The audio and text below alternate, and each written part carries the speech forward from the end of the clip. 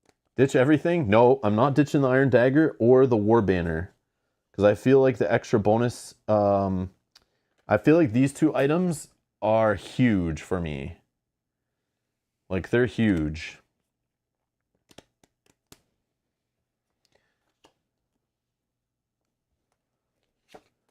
But I'm also worried if I roll 1, 2, 3, 4, 5, 6, 7, 8, 9 dice, I could still just roll ones on all of them.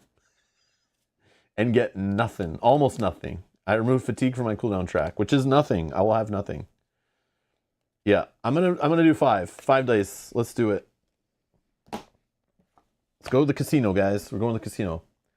So what am I rolling? D6s. I mean, this game only comes with like 4 of them, right? So,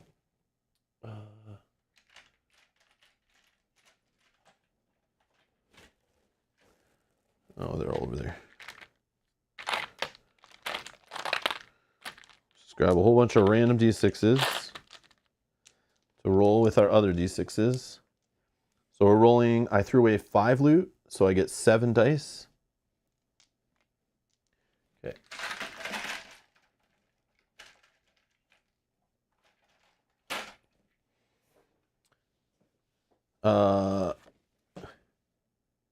Roll that many D6 plus 2. So yeah, I'm rolling D6s at the amount of loot plus 2 more. 7 dice, okay?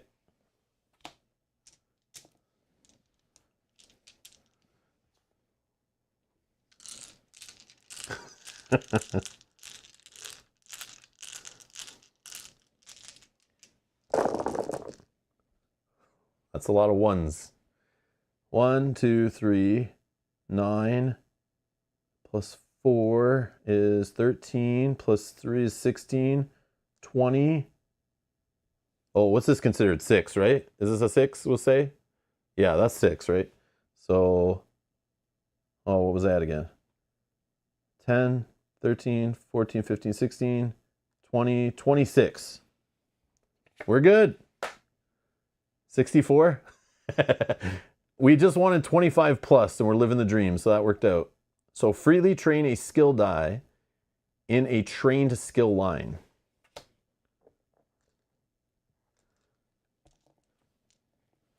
So obviously I should just train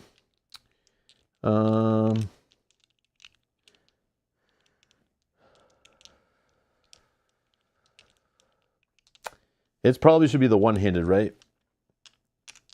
Because that will be the most expensive, kind of. Or another combat, but... yeah, level 3 one-handed, right? Or level 1 one-handed. And then we get an XP, right? Yeah, we get the XP. Okay, so we get an XP, and we get a free train.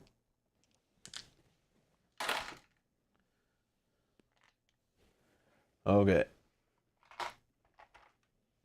So level 3 of one-handed, we have options. But we were saying let's do shield charge. Right. Recover any number of shield discipline dice from your active and cooldown. Deal 1 damage to your target for each shield discipline die recover this way. So I need more of those level 1 dice for this to be good.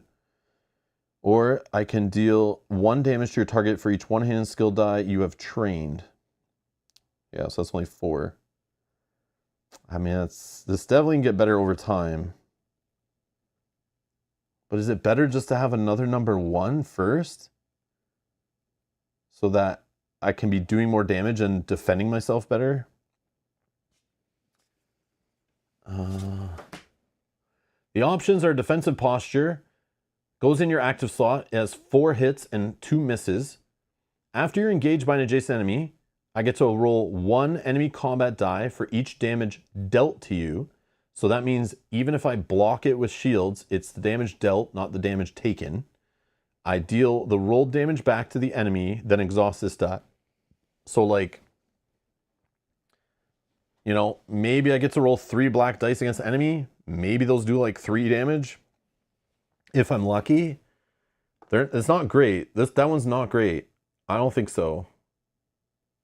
But it is another way to do damage, possibly. But it's relying on dice. And then shield charge, we already read out loud. I like shield charge because it seems like it's more guaranteed damage. And it should get better over time. This, based on my dice rolling today, would be the biggest letdown ever in the world, I promise you. I promise you defensive posture will fail me so hard.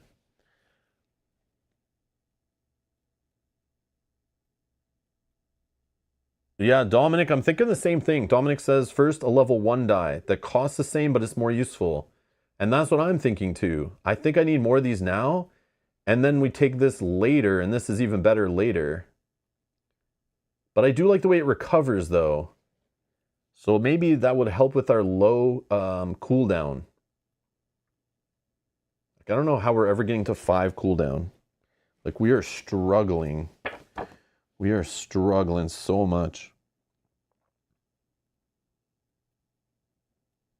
I also have to think, what is going to help me in the next fight?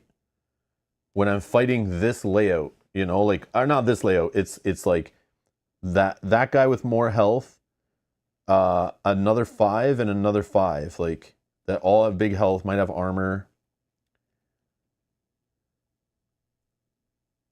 Defensive posture is better, though, because you keep the block active instead of exhausting them.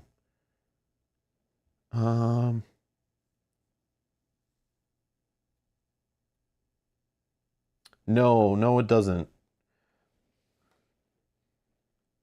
So this die doesn't prevent any damage. It doesn't prevent any. It just lets me roll black dice to deal damage back. Yeah, doesn't prevent anything. And this doesn't prevent anything either. Both these dice don't prevent any damage. They just allow me to do damage back.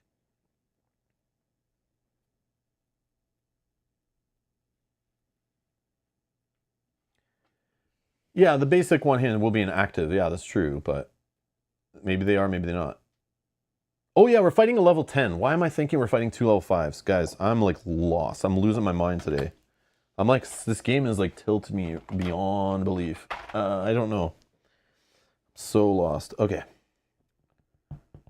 Shield charge recovers from active. Yes. So what do we think? Another level 1 or the shield charge, which help us? I think we just do the recover one. Let's just do this one. Because like, I think it will help us. This is gone. Yeah, we're here. Okay, this is gone. We're up 1 more XP. We're on day 8. He beat us there. Okay, so we have to deal with that problem. Now we're gonna go fight this. He gets removed from the map. We move here. And now we set this up. We'll get rid of all these guys. Because now we're fighting a level 10, which is a totally different bag. And we deploy this guy first. But this guy... Oh,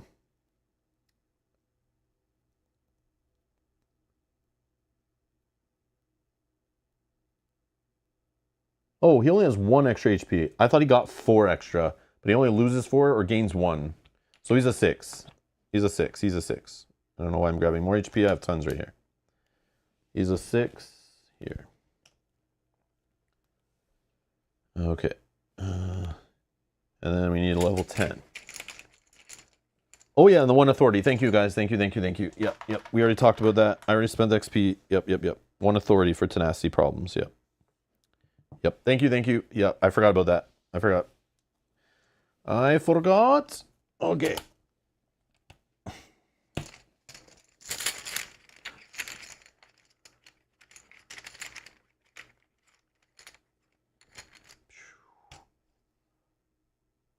Thought this guy was going to say dodge.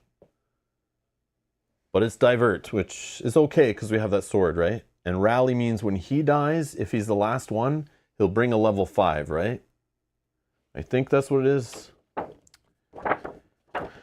Rally. After this unit's defeated, if it's not the last enemy in play. Okay, so I need to leave him to the last. Which is okay, that's what I want to do. Deploy an enemy of the next lowest level in the hex where this unit is defeated, then return this unit to the bag. Yeah, I want to leave him to last.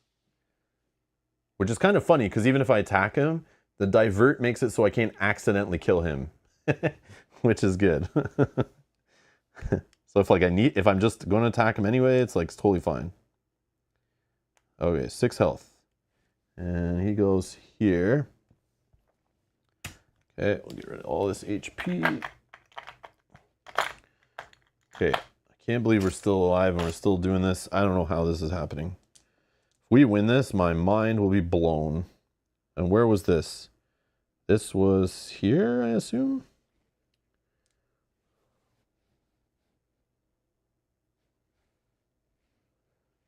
Okay, round 1, day 8, 10 experience. And I just need to take a quick break. I'll be right back before we get into this.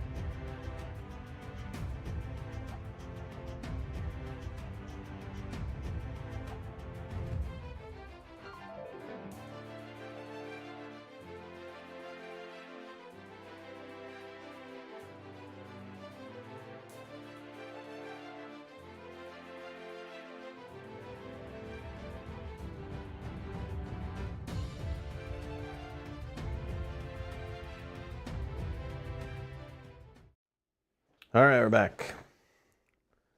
Loot the legendary first. I do have room for loot now.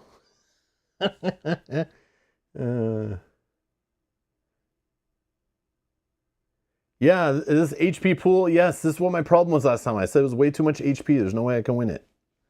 Okay, all right. We can still do this, but I still am worried. I'm still worried we won't have enough XP and like be able to handle the final encounter of session 1 properly. That's my fear still. Okay. So what are we doing? Turn 1, cooldown, right? Next. Just run for legendary loot? Or do I just hammer on this guy?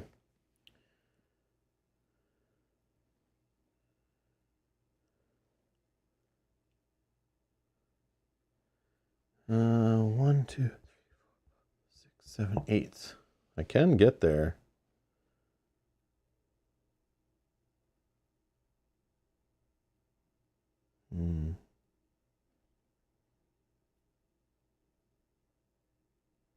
Oh, this guy's 3 range, I just realized. Oh, man. 3 range, 2 dice? Jeez.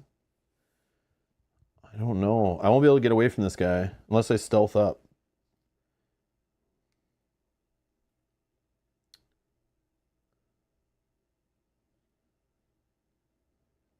I feel like I just start hacking at this guy. He's going to make us lose tenacity too. That's the other thing with motivate. Now that he won't die instantly. At the start of this user's turn, all adjacent allied units gain 1 tenacity and all adjacent opposing units lose 1 tenacity. So I don't want to be beside this guy on his turn. Is at the start, right? The start, yeah. So,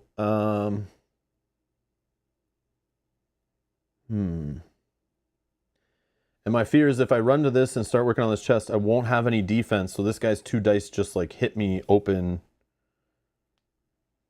And that's kind of sucky.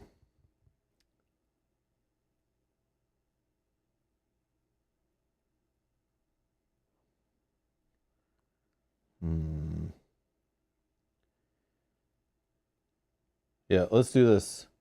1, 2, 3, 4. I'm not going to work on that chest. I'm just going to go at this guy. I'm going to roll these. Oh yeah, I can move through. Sure. It doesn't matter. It doesn't matter in this case. No, it doesn't matter, because if I'm engaging him, I've lost all my extra movement. Okay, we have some numbers and not tenacity, so already we're doing amazing.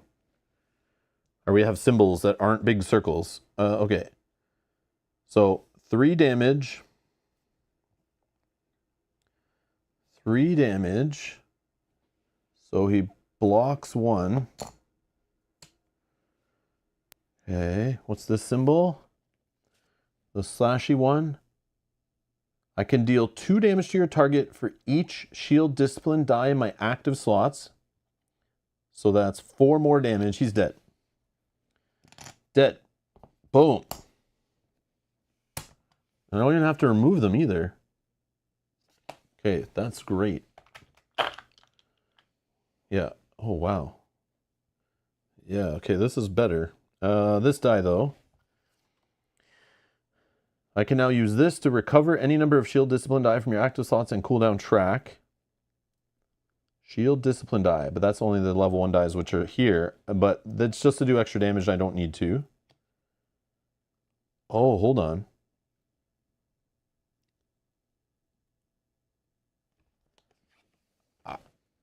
Correct me if I'm wrong. This is probably not allowed.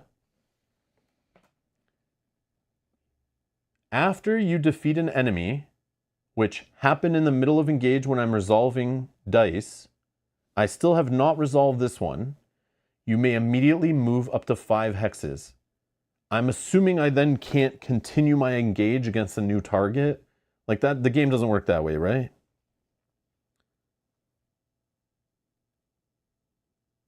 Like, can you change targets for an engage? Like, if you get movement immediately?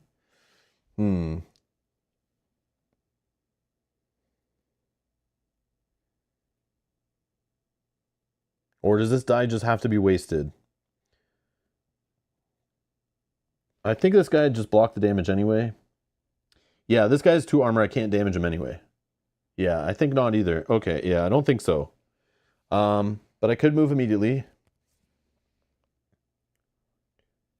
3, 4, 5.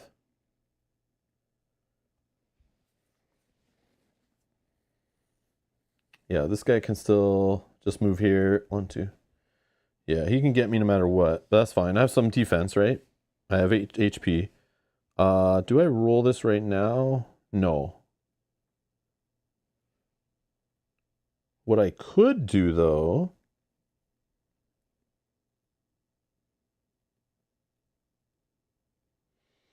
Putting a fear die on this guy, pointless? Probably. Because divert isn't that big a deal for me. Because I have this. Yeah, let's just chill. We'll chill. He'll move here. 1, 2, 3. He's going to roll 2 dice only, which is not that bad. 2 dice is like totally manageable. He hits for 2. So I could just block 2 with this 2.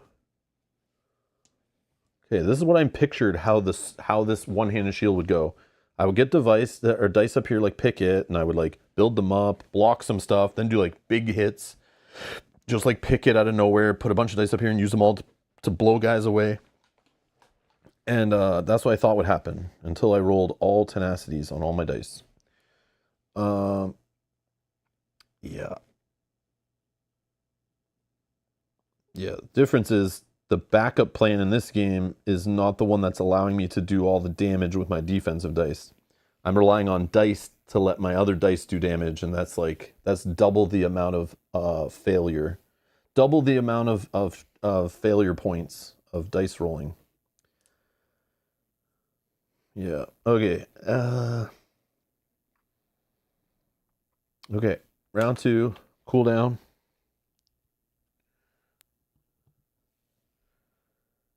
Move 1.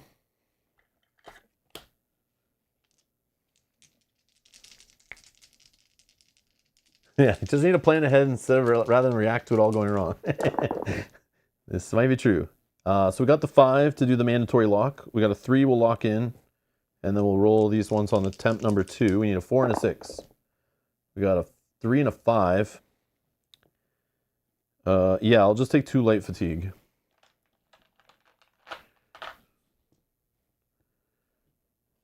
This better be good.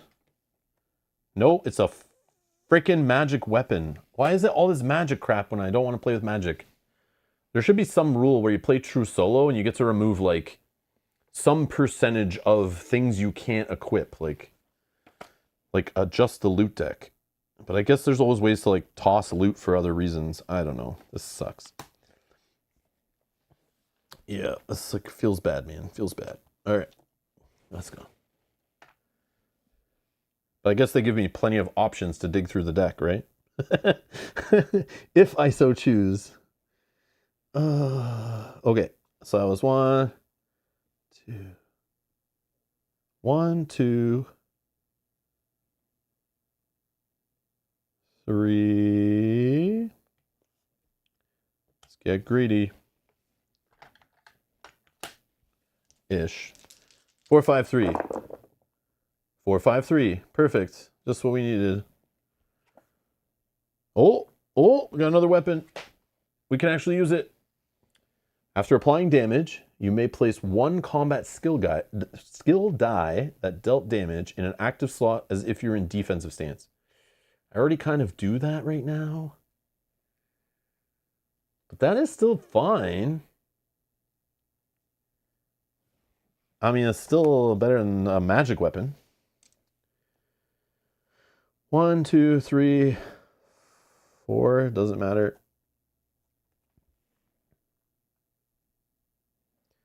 And then he's just going to attack. Oh, I guess I could do this. Hold on. Let me do defensive stance. Let me roll these. With this, right? No, I don't want the tenacity yet. I'm going to roll these to try to gain tenacity, but they could be defense, right, for me? 3 defense. Nice. Okay. So I'm in defensive stance for what that's worth. Okay. Now he's going to attack me. 2 dice. He only hits for 1. So I will put this one down here. Okay. Cooldown. Oh, new round. Cooldown of 3.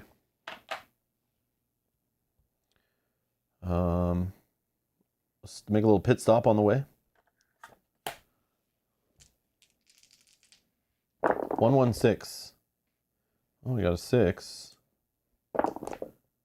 That's not even close. Not even close. Oh, that would have been nice. Anyways, peekaboo. All right. So that's gone. 1, 2, 3. Yep. Let's go here. 215. 216. No way. I'll take it. I'll take it. Glyph of Stamina. Enchanted Adventurer. The Enchanted Adventurer may treat their Magicka stat. Oh. Whoops. Whoops. No Magicka stat. 0 is my Magicka stat. All right. I knew I should have left that on my board a little longer. I could have rolled a speech die with it, Yogi, but remember it gets drained when it's done, and I only can gain up to 2 tenacity right now. I feel like I want to roll that die when I have a little lower tenacity unless I'm really desperate and need it. I don't want to just blow it. I'd rather maybe spend some first, then roll it in this scenario, because maybe even at the end of the scenario, I could just roll it and maybe it fills me up. Maybe like I get lucky and it sets me up for the next scenario. Rather than right now, I roll it, and if I rolled like a 4, 2 gets wasted, and then I haven't spent any. Like I just don't want to do it until I spend some. Plus, my dice could give me more too. So I was going to see how it rolled and then decide that then. But I know I could just put it in my cooldown track and all that, but it's like, it's fine. All right. Let's go attack this guy. Yeah. No, we don't want to roll that because we want to save that if we need it for a divert. Yeah, this last guy will be more than 1 engage, yeah. Because he's got divert. Unless I want to spend tenacity to put that on him. Okay, so 1 tenacity, ref 4. The swirly swords one is deal 2 damage to your target for each shield discipline die in your active slots. So that's just 1, but he blocks it because he has 2. So I'm eating up 1 of his armor. And this is recover any number of shield discipline die from your active slots and cooldown track. Deal 1 damage to your target for each one recovered this way. So this could allow me to do 2 more. So I'd get 1 damage through on this guy. He's got 2 shields. This is a problem. Yeah, this guy's going to take way longer than we think. This is my weakness. Another weakness of this build is them having defense. So sure, I'll recover. And this goes cool down. So yeah, he just loses 1 HP. Yeah, I'd probably just be doing the true damage thing with this. Maybe it'd be even smarter. Which I will do right now. So I'll take a light fatigue. I'll just use my iron dagger to just do a true damage to him. And then...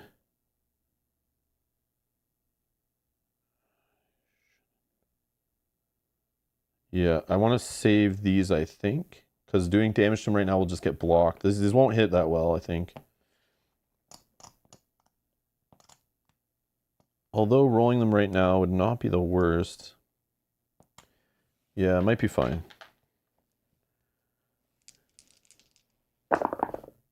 Oh, we actually do hit him. No way. So we hit him for 1 more because we rolled a 2 and a 1. And we put him up here, which is nice. I just wanted to see if we can get them up here. And then we could roll those dice and maybe actually get a good result. And then be able to just blow him away. But again, he's got divert, so... okay. I also can do some trickery with tenacity. But I need to spend... he's got 2 armor, so I need to spend... to even do 1 damage to him, I have to spend 4 tenacity. That doesn't seem like good value.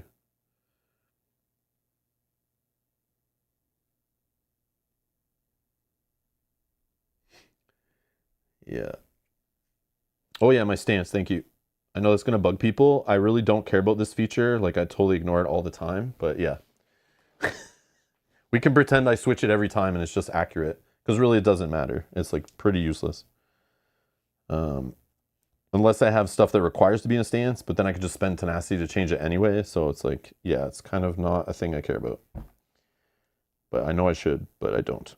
Okay.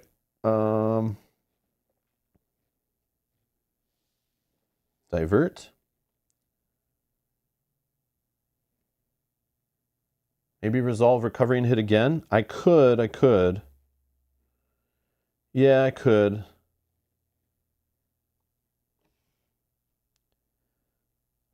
I'm on round 3, though. I still have time.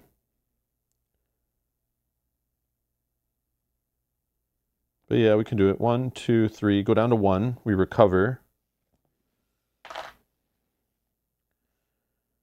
And then...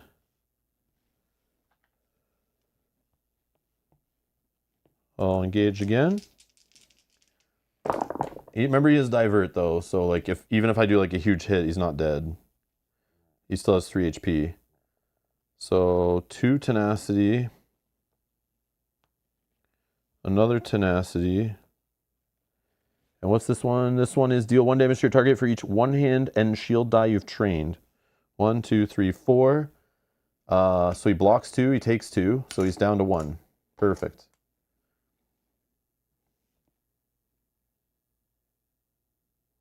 Yeah. I could remove this from here at any time. Yeah, let's just do that. I'll remove this from here.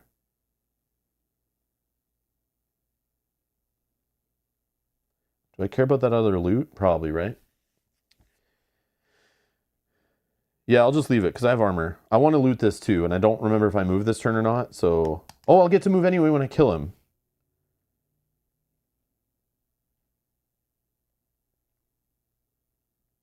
But I don't want to fill my bar for no reason. Yeah, we're fine. We'll just let him go. 2 dice. He only rolls 2. Boom. Okay. Round 4. Cooldown of 3. And then I will just roll this 1 by itself with this. So it automatically kills him. I'll get the movement, whatever, it doesn't matter. And then we try on a 6-6-1. That's rough. Oh, we got a 1. Oh, we got a 5, which I'll turn into a 6 for 1 tenacity. After I just said I don't want to put stuff in my bar here, but last attempt, a 3. Is it worth it for 3 more? No. Nope. Nope, nope, nope. Okay. Oh, it gets exhausted, right? Yeah, sorry. I can remove it, but it goes here. I'm so sorry. Yeah. Yeah. I'm thinking of a different game. Sorry. Very similar game, but different. Yeah, my bad. So there should be 1 extra down here, right? Yeah, thank you. Yeah. I still win, but I have more in my cooldown. Yeah, that's fine. That's there. Okay.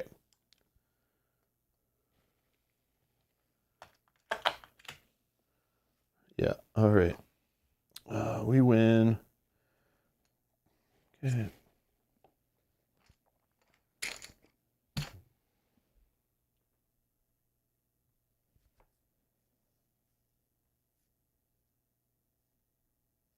Easy game? Yeah, right. Get the hell out of here. It's easy game. Yeah, no. No. But 9 to 10 in a solo game, we know this from Too Many Bones. Like, such a huge difference. Yeah, the baddie pool being like that 9 number is like so rough. Okay, so this gives us 2 experience.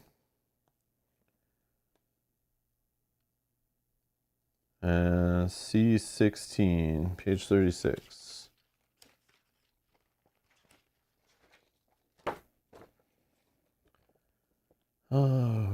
Okay, so this is just the next stage. I'll read this in a sec, but let's spend our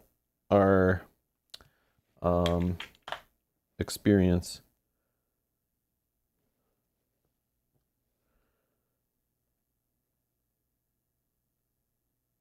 Do I wait? Do I hold this 2 and try to get to 4 cooldown? Take 2 level 1 acrobatic dice?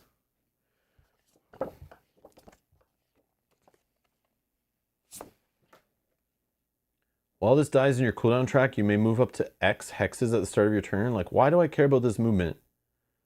I would only train 1 of these just so I can get to, like, these ones.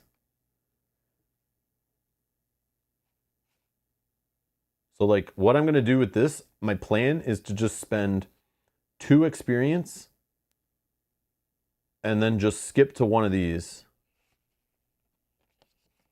Level 1 to level 2. Cooldown's worth it to wait. I think so. I feel like cooldown is still what I need to fix. I need to fix my cooldowns. Especially if I want to keep doing multiple engages.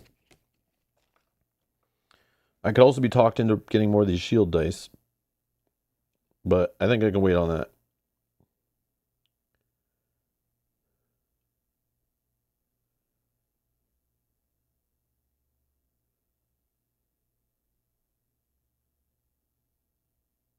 Okay.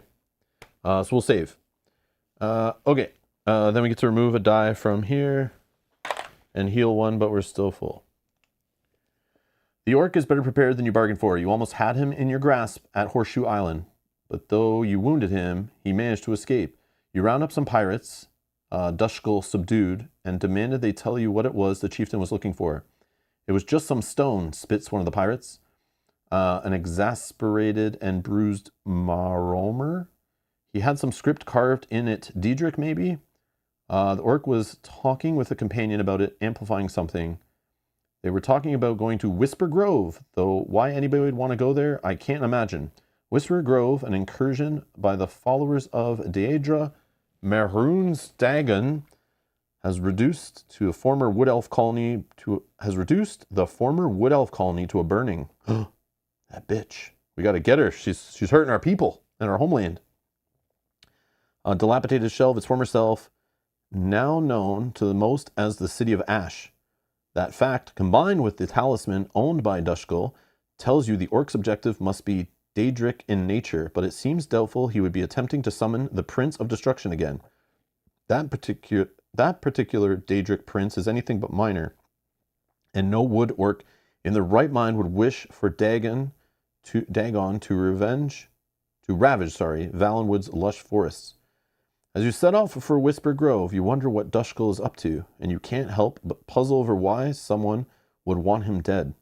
Quest objective: travel to the City of Ash and initiate the City of Ash dungeon using end of session difficulty EP recommended by day 12 initiates end of the quest. After deploying enemies, deploy quest unit Chief Dushkull, so same guy. In Hex B, 2 Hex B, place 1 HP in 1 sigil hexes. If Chief Dushkull would be defeated during this quest step, he instead remains at 1 HP. At the end of a turn in which all sigils are destroyed, proceed to quest step D17 without ending the current encounter. Note in your campaign journal which unit's turn just ended. Battle objective special. Oh. So long, man. So long. Okay. Let's go. We need to go to City of Ash. What is this? Right here. Oh, we've been there already. Okay. The City of Ash by day 12 to do a dungeon. Holy.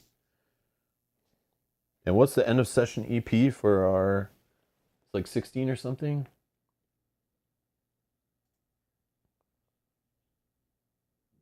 $16.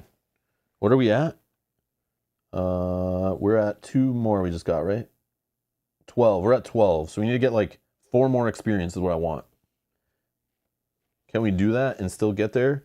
We are behind a day, right? So we're now going to day 9, but we need to do the end of day stuff. This symbol, which is increase the conflict track. Oh no. The conflict track's now at 2. The conflict track's at 2, which means add a level 1 enemy to the EP and deploy it last. Just what I need. More health on the board. Oh yeah, we did get 2 XP for that free skill die, but remember we did retreat, so we lost XP for a day. So I'm going to say we kind of evened out on that. Yeah, I feel like we evened out. We're not ahead on XP. For sure we're not ahead. Nope, nope, nope. We're kind of even, I feel. All right. So based on this,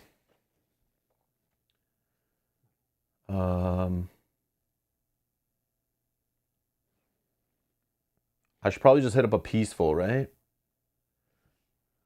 We're on day 9. If we do a peaceful, it'll help us get our a little bit out of our cooldown, like this fatigue die. Like, I don't know. It's like we're nowhere near a fight. I could do an unstable, but that's a little sketchy. I don't know. 1, 2, 3, 4, 5. We could take 2 light fatigue and just go there and start fighting.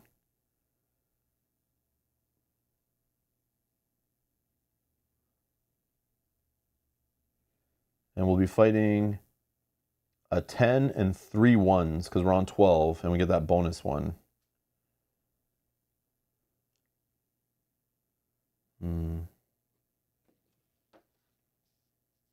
No risk, no fun. All right.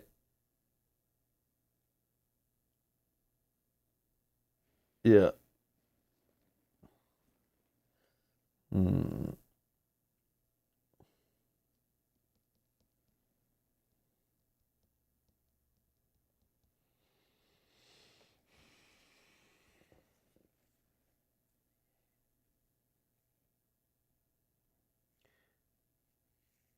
Yeah. All right. I'm just going to go there. Spending 2 light fatigue. And let's do a fight. Or whatever, conflict.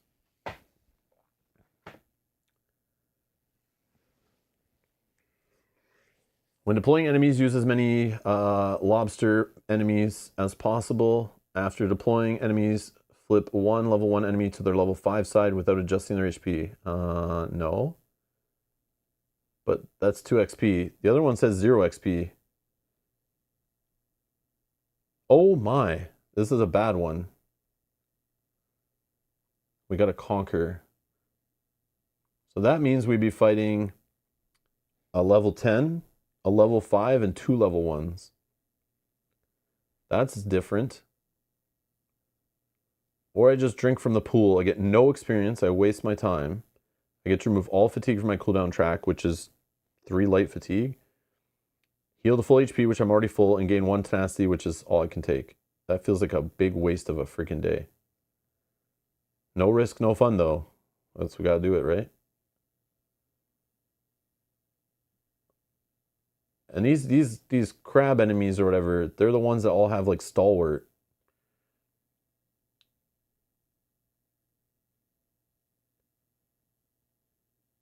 There will be no level 1s?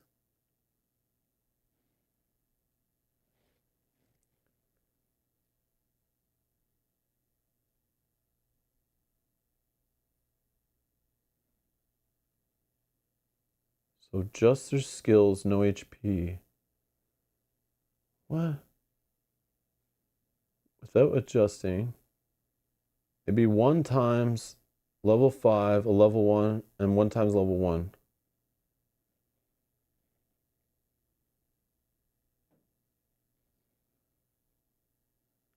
Yeah, so I'm on day 12, so it's a 10 and 2 1s. Plus, the influence meter has forced me to add another level 1 to every EP. So I'm actually having 3 level 1s and level 10. This card tells me to flip 1 level 1 because I'm playing only 1 gear lock. So then this is, yeah, I flip only 1 enemy. So I'll have a 10, a 5, and 2 1s. Yeah, 4-player group. No, thank you. yeah, that'd be way worse, Dieter. Yes, that'd be way worse. But at least you have more people to help with the weaknesses, you know. All right, let's just do it. Who cares? We're gonna do it. We die, we die. Okay, so we have to deploy as many of these crab enemies as possible. So let's go for level 10 first, right?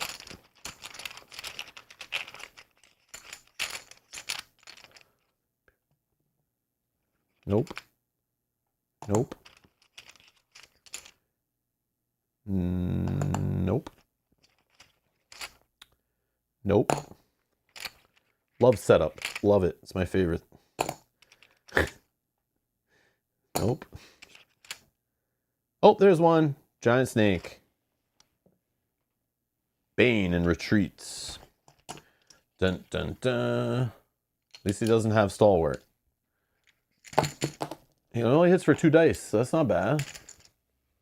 But the Bane, that's the problem. That's like he hits for like, yeah, that's like true damage every turn.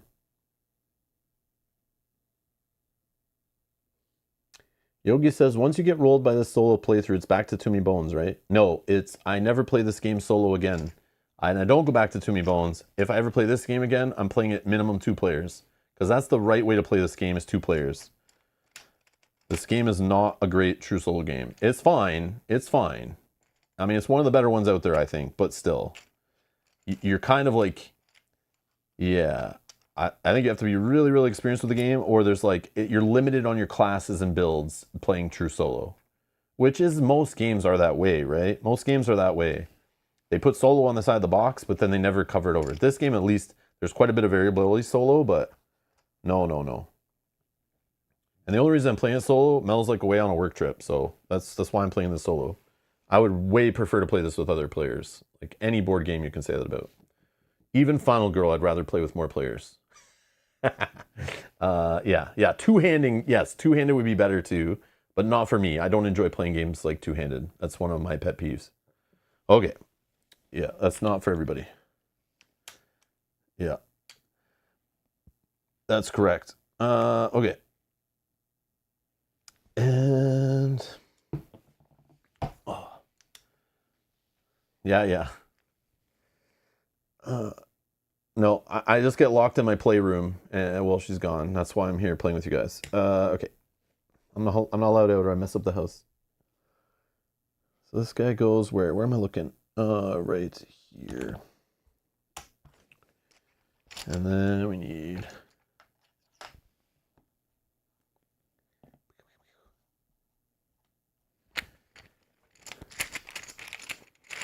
yeah.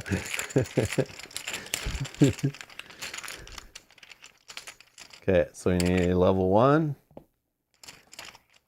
Level 1. Oh, wow, I pulled 2 creatures. No way. Thought I'd be here forever. Level 1? Oh, not a creature. Level 1? Nope. Is there more than 2 creatures in here? Yeah, there's a crab. Oh, this guy. Okay. After deploying enemies, I get to flip 1 to a level 5 without adjusting their HP. Oh, so it just gives them better stats. I get what you're saying, Yogi. I get what you were saying. That is now making sense. Okay. I was kind of confused.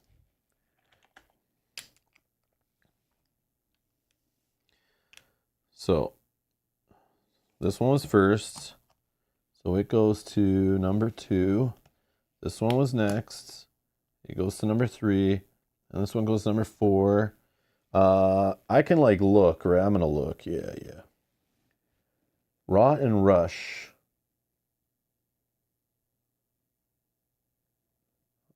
Okay, that would give him 1 armor. I want no armor. This guy gets no armor, but he rolls extra dice. Maim. What's Maim again? Maim. I probably don't even care because I'm just going to try to kill him right away. Maim. How come I can't find the M's? Yep. Apply a Maim status die. What does Maim do again? Total damage reduced by half, rounded down when I roll combat skill dice. Doesn't apply to true damage. Okay. I could flip this bear, then he's only a 4 health bear. Riposte 2. Is that like Retaliate in every other game? First time it's used damage dealt by an opposing unit, it deals that number of damage back so long as it wasn't defeated. Yeah, it hits back for 2, but so does the wolf. I think this guy's getting flipped right now, but let me check this one. Thunderbug, Shatter, and Vine Snare. So this guy's got Divert, but he only hits for once, like I don't care. But then if I flip to this side, he's like 8 health rolling 2 dice and shatters my weapons and stuff, right? No. Yeah, I'm just going to kill the bear in 1 hit. That's the plan. Let's go for the bear. Yeah, going for the bear. All right.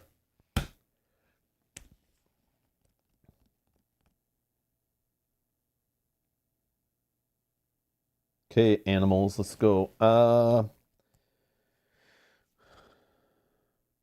1, 2, 3, 4. Oh yeah, cooldown. I need some dices. Maybe I don't do this yet because I need more dice. Because right now I can't really kill him. Maybe. Yeah, maybe I could actually.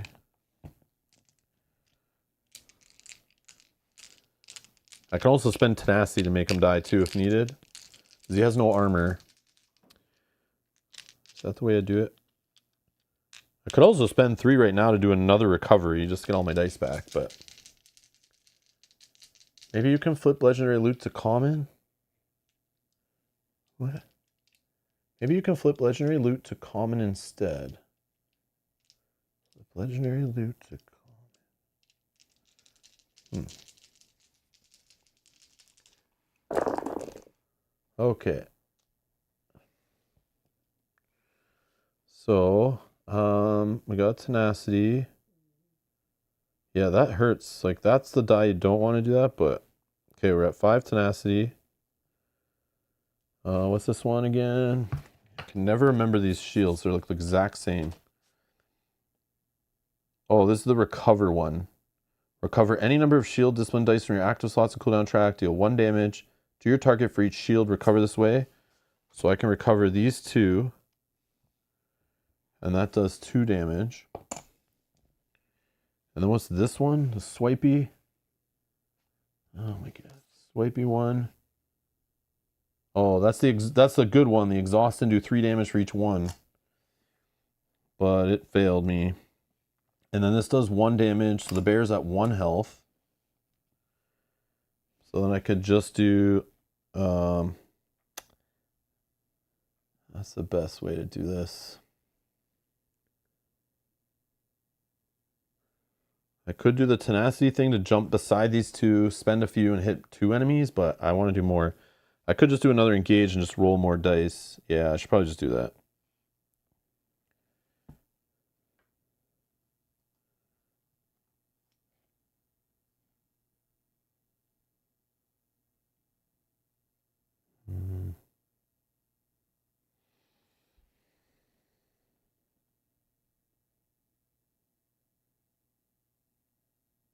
Yep.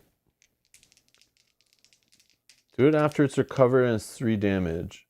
Do it after it's recovered.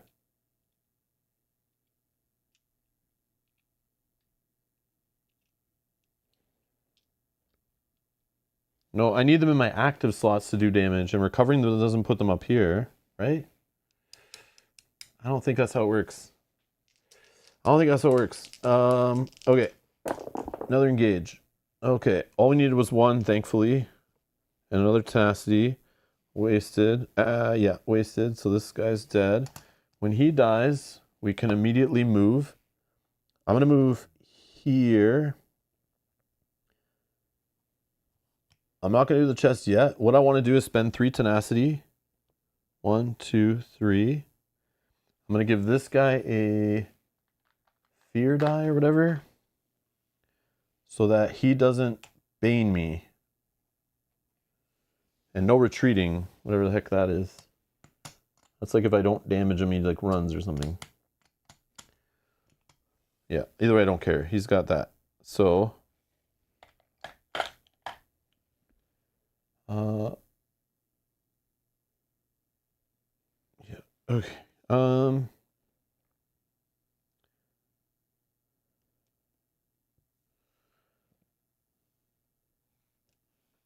All right, done. Let these guys beat me up.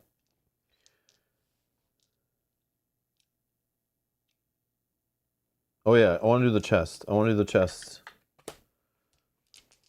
553.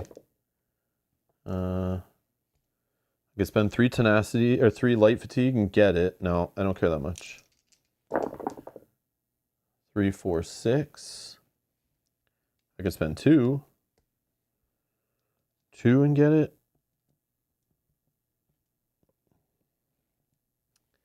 I'm not even putting this on the right round yet. Okay. Yeah, it only works on level 1 dice. Yeah. The other one, the defensive one. Recover any number of shield discipline die. Yeah. So shield discipline die are the level 1s, and 1 hand and shield dice are everything. A 1 and 1. No. Okay, whatever. I think I did all 3 attempts, but that's fine.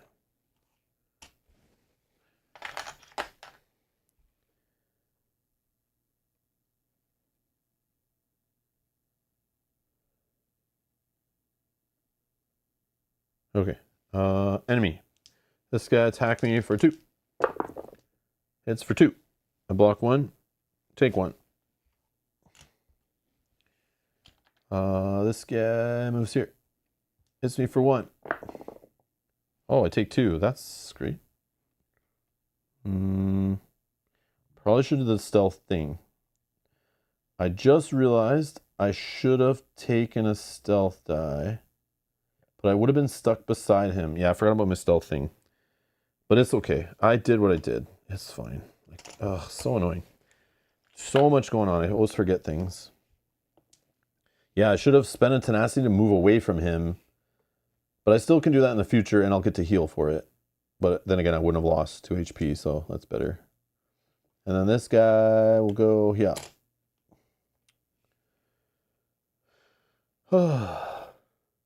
Yeah, stealth is better in the next turn, true, but I still lost like more HP than I wanted to. Okay, round 2. Cooldown of 3 only. That's the rough part, man. It's so rough. Okay.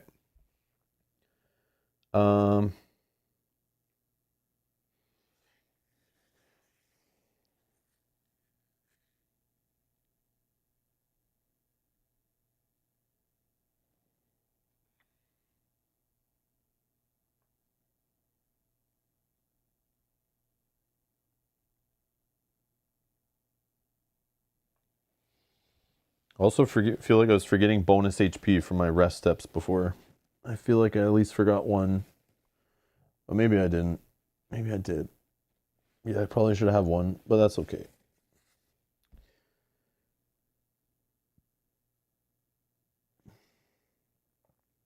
Loot, stealth, wait around. Yeah, I need to build up my cooldown, right? Okay. 1, 2.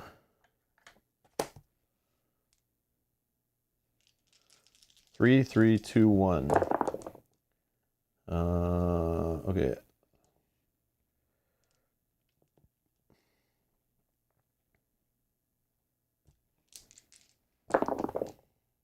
Okay, there's the 3 and 2 6s. Useless. Okay, this has 2 attempts. I need a 3, 2, 1. I got a 3, a 4, and a 6. Final roll. A 1 and a 2. 5 and a 2. That is not worth 4. Is it worth 4? Is it worth 4? Yeah, I'm debating doing the, I might do this still on my turn, but I could do it after, it's fine. I have tenacity I could spend too, but... Yeah, I probably should have that first, you're right.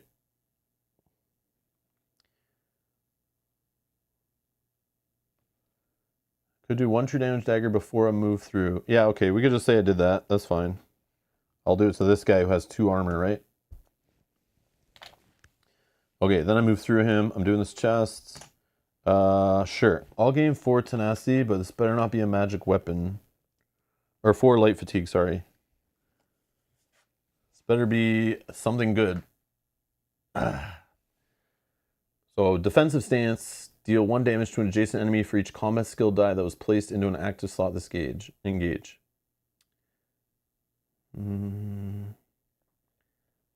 Again, these low damage numbers when enemies are now getting armed, like defensive numbers, it's like they suck. Sure, whatever, man. Okay, and then I'll just move here.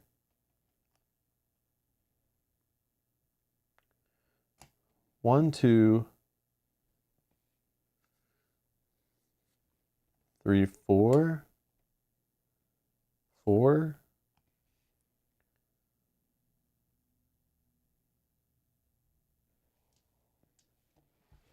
4.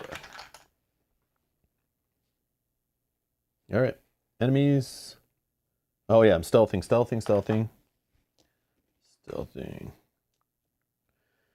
Okay.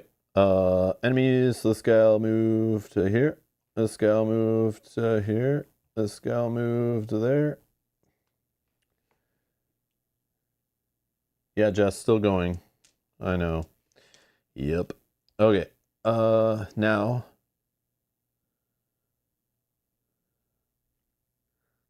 Okay, round 3, cooldown.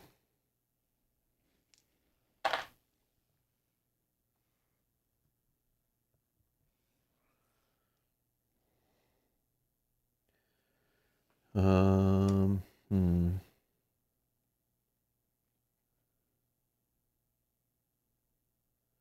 1, 2. Yeah, that's fine.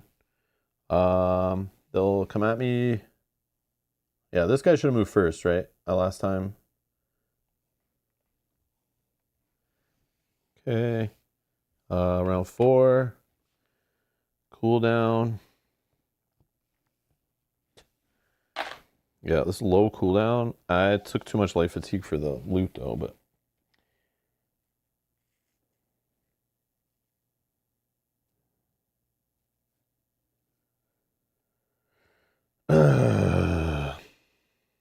all right. We are going to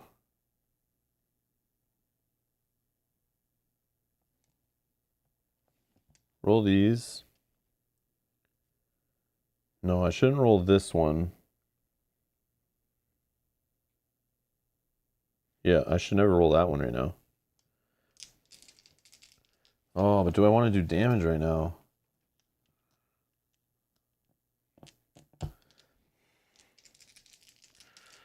I'm going to attack.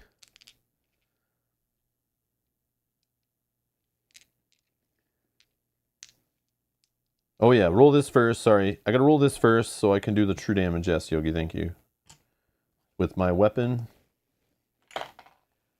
And then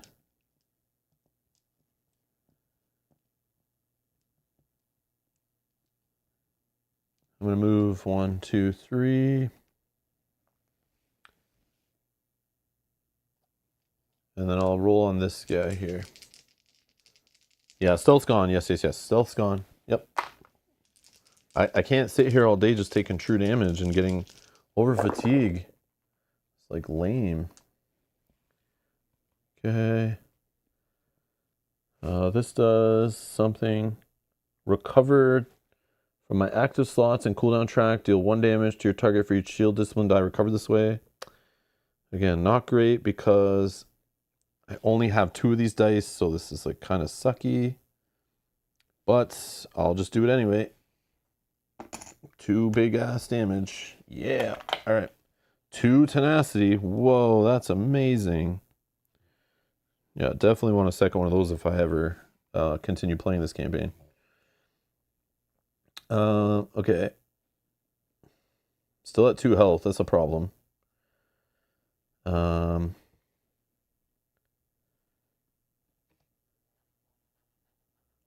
So I could do 3 damage to all of them by spending this. Oh no, only 2 of them. That would get that guy close.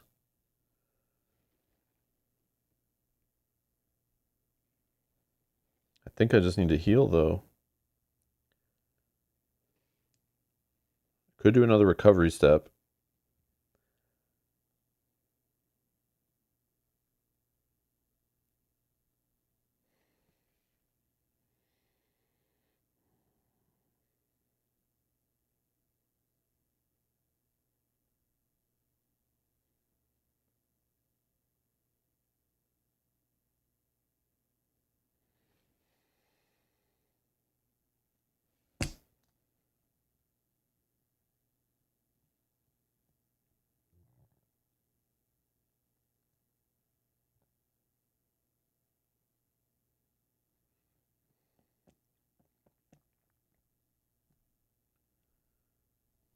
Okay, I'm gonna gamble. I'm gonna gamble on 2 HB. No. 2 dice. I'm debating spending 4 tenacity to place myself here. That would do 3 damage to him, getting him to 1 health left for his divert. This guy's gone, but I take an over fatigue for killing a rot enemy. I'll then get 5 movement, but I don't want to move. Oh yeah, I do want to move. I'll move here. And then I would engage, assuming I have room in my bar at that point. Yeah. I would do another engage to this guy, rolling all the brown dice, hoping I roll some shields to protect me from his attack if I don't kill him. But maybe I roll decent enough, I can do enough damage to kill him. And then all I have is a guy rolling 1 die. I'm at 2 health. And hopefully I have some shields. And I don't have to get to freaking fatigue rounds where I just die anyway. And I only have 2 rounds to mess around, so I can't keep running around. It's not going to work. Yeah, this class just does no damage. It's so depressing.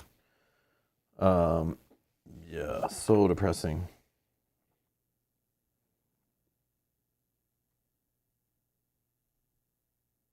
Yeah. Defense and healing doesn't work in a game that has a timer. That like ruins the game somewhat, where you can't just like kind of finesse it. It just makes damage the only thing you should be leveling up is like all your damage output, so you can just end scenarios faster. Yeah, I don't know, man. I don't know. You need to play more players if you're using one-handed shield. This is what I'm learning. This is what I'm learning. All right. I will go here, spending 4 tenacity. I deal 3 damage, 3 damage.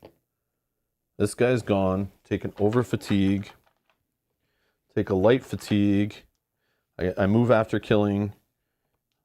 Another engage with the light fatigue. I roll all these dice. Yeah, you need to be aggressive, but like, I'll die. I'm only at 5 HP, so like, I thought these dice would defend me better, but they don't. They don't do much damage. And it's only going to get worse the more armored enemies I come into. Yeah, like this is so weak. So technically I'm doing 2 damage. He's blocking that. He has 2 armor. But I have these dice that might help me. This one says deal 2 damage to your target for each shield discipline die in your active slots. So that actually will do the 4 damage I need to kill him. So 2 he blocked on this. 2 that gets through. Okay, and he's dead. Okay, then I can move away from this guy. Here, whatever. And then this die again just does nothing for me, right?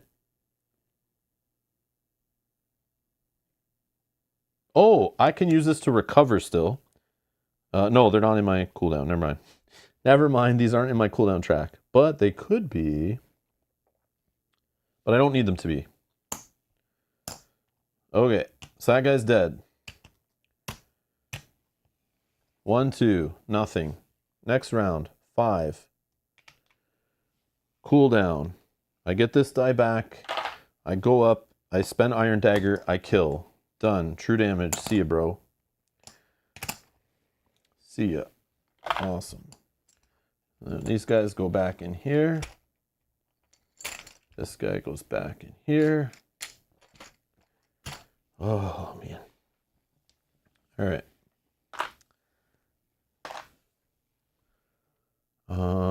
And I'm back here with 2 health. And this goes back here. These go back here. This goes away. Like, I don't know. And what do I get for XP? 2. So we're just going to spend it all. And we go cooldown of 4. Oh, man. I'm going to remove this die. I'm going to take a health. I'm going to throw this card away. Go to 14 on my XP. I have 3 health. Ugh. Can that die recover dice from your active as well as cooldown? Yeah, it can. It can. Oh, yeah, I probably should have done that, right? I probably should have done it anyway. Just so I have him for another fight, right? I didn't need him up there because that guy was never going to hit me. Yeah, yeah. Jess, I agree. When I found out that they changed it so enemies don't take damage in the fatigue rounds, I was like, what? Like, that seems lame. But I think it's balanced for it. And again, you can retreat. So, like, I don't know if that, like, helps balance that out. Because you just, like, run away before you start taking fatigue rounds. But then you, like, waste a day. But I feel like this game's a little more lenient. There's so many different ways to get XP. And, like, you're more in control of the encounter you're taking. Yeah, I think it's balanced for it, too. But it is annoying. I really don't like it. But it does allow you to stop just like stalling and then looping like some heal and then staying alive while the enemies all just get killed by the game. Yeah. Yeah, you just can't play slow in this game. You have to have like make sure offense is covered. Like you have to be able to kill enemies and get through armor and like yeah, you have to like when you see stalwart on the board, like literally you're gonna be sitting there fighting that guy every single round because especially when they have 5 health. Otherwise in true solo, you're going to fatigue rounds once you see that enemy get put on the board. It's sad. Yeah. Yeah. But again, you play it how you want though. If like you want to make the game easier for yourself, like yeah, play that as a house rule if you enjoy the game more. By all means. By all means. It's your game, you do what you want. Okay. So, end of day shenanigans. Oh, 2 symbols again. Did I pull that right? Was that from the front? Maybe I didn't pull from the front. I don't know. Maybe I did. Is there another one that's doubled? Oh yeah, that's another one. Oh, they definitely made Valenwood harder. Okay, so this is conflict and town. So conflict's going to 3, town's going to 3, which doesn't change anything right now. But that means we'll get to 4. Yeah. I know, I'm also playing this janky class on Valenwood, which I knew would be tough. I said it right at the start of the stream. Today is going to be rough, and I'm torturing myself. I know it. I know it. And I might not continue with the campaign based on that, but I did want to at least play one session just to try this one-handed shield out, just to see how it worked in solo. Just to say I did. I should have did it off stream, though. Then I would have never played it on stream. Oh, man. Okay, what's happening now? Day 10? Are we ready to just do another fight? I don't know. We're at 14. Ooh. And we're adding another 1-pointer, so that's 5 1-pointers and a 10. Yeah, we're going to Black Marsh in session 2, I think, if we have the option. I know, Jess, I know. I thought it would be funny to do it too on stream. I thought it'd be fun to just like, but it's like, it's torture for real. Like I'm so stressed right now. It's bugging the hell out of me. It's like I could be playing any other game right now instead of doing this to myself. Damn it. All right. I don't want to give up though. Like the competitive nature of me, like I want to see this through and like try to win still. Even if we fail like in the end game, like that's still fun. Like I don't mind. But can we get to the end game? This is now like, this might not happen. So I have 10 and 11 to try to get day 10 and 11 to try to get just 2 more XP. I probably should just chill. I should probably just do peaceful encounter twice, right?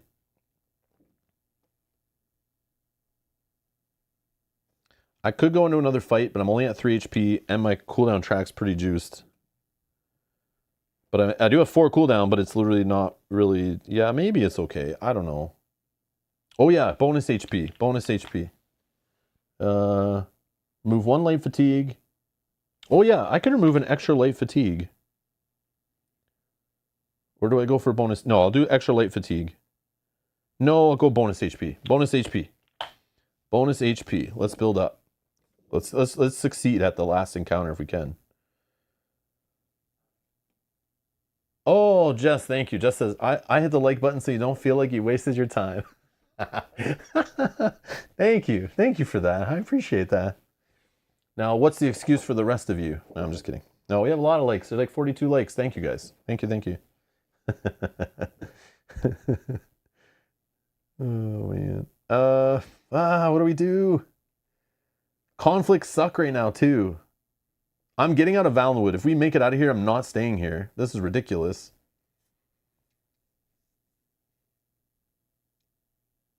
So peacefuls are normal right now. We won't get punished on the next peaceful. Yeah, let's just go to peaceful. See what happens. Quest of the Beast.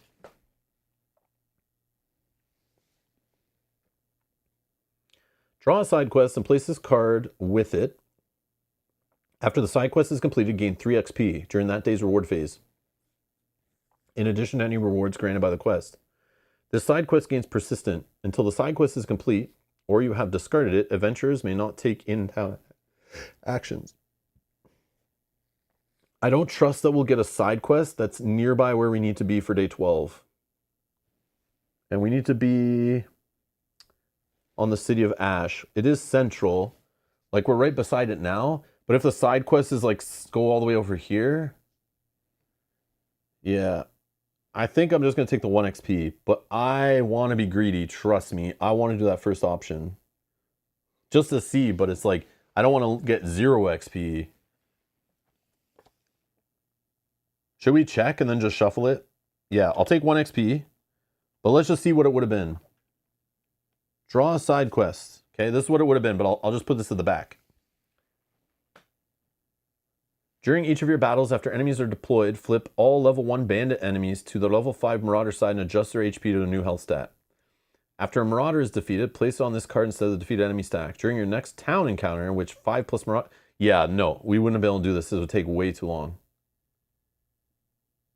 Yeah, these quests, like, I only like taking them early if I'm going to take them, because they usually involve, like, so much sidetracking stuff, which makes sense.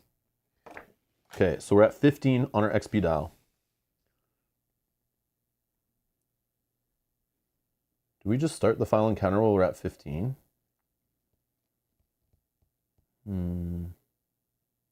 Or do we go to 16 for, like, 1 more XP?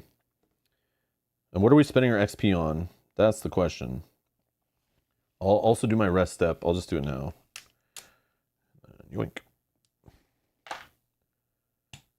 Oh yeah, and I'll get an extra bonus HP from my banner. What should we take? I could hold it for 1 more one-handed die. I'm thinking of holding this XP, getting 1 more at a peaceful, and then we get 1 more one-handed shield discipline die. And then maybe we can get more of them up here, and then that leads to bigger damage output. I don't know. More shields, like more defense. Or I could just get another tenacity die. Yeah, level 1 one-handed, right? But I have to save for it, right? Because it costs me 3 now. Oh, yeah. It costs me 3, not 2. Oh. I don't think I can do it.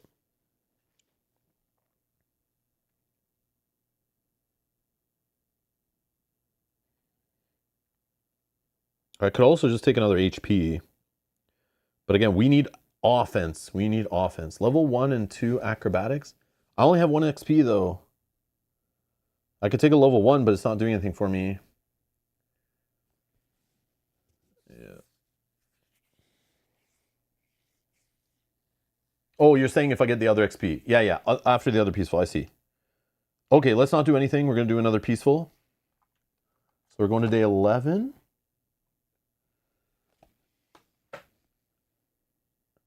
Oh, we got 3 options. Okay.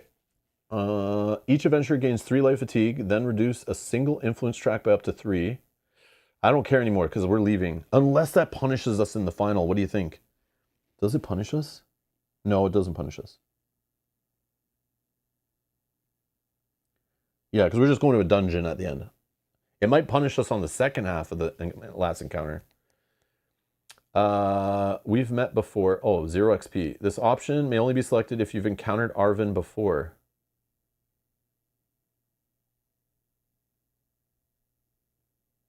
No, I don't think so. You slap Arvin, gain keyword rude.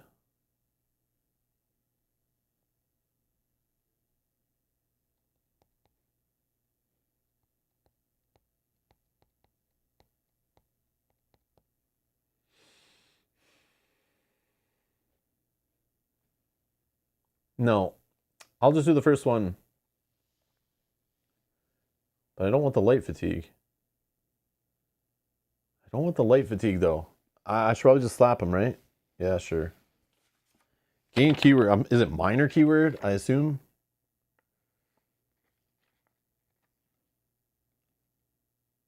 But it might punish us, right? Like, it'll punish us in, like, the final fight, right? Yeah, no, we're not. Let's just gain 3 life fatigue. I don't. Oh man. Yeah, whatever. I freaking. Yeah. Okay, and we get 1 XP, and we can reduce. Let's reduce the conflict one. Sure, down to 0. Great. I know, but how bad is the punishment? I have a feeling they'll put Arvin on the board, and he'll have to fight against us too. And he gets like probably double the health or something. And gets like 3 extra combat dice, and then like he'll one-shot me. So we'll do that. Okay, we heal 1 more. And we get rid of die out of there. And I think I'm gonna get rid of. I'm gonna take 1 more bonus HP instead of removing a light fatigue, even though I probably should. Okay.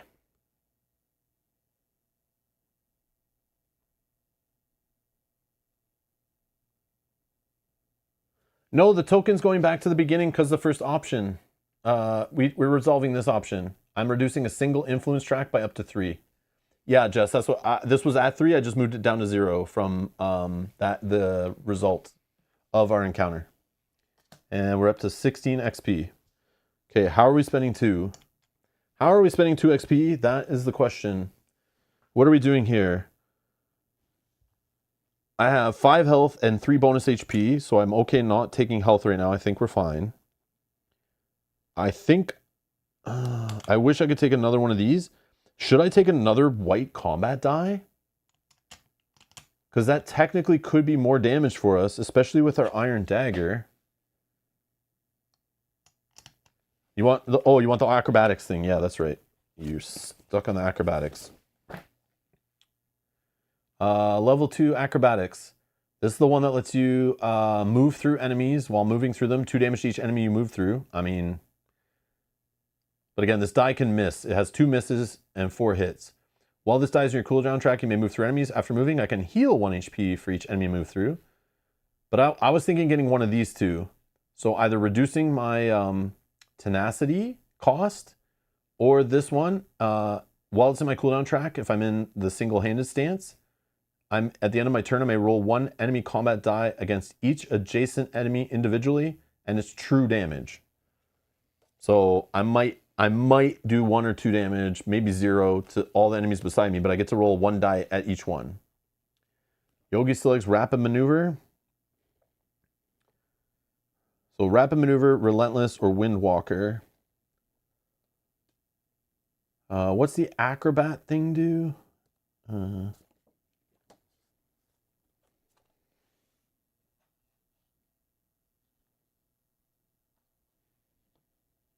Lowering tenacity costs potentially fear for 1 tenacity seems great. Yeah, that's true. And that was my plan, to eventually get that die, the one that reduces costs. But I have a feeling I wouldn't really get it until like the second session.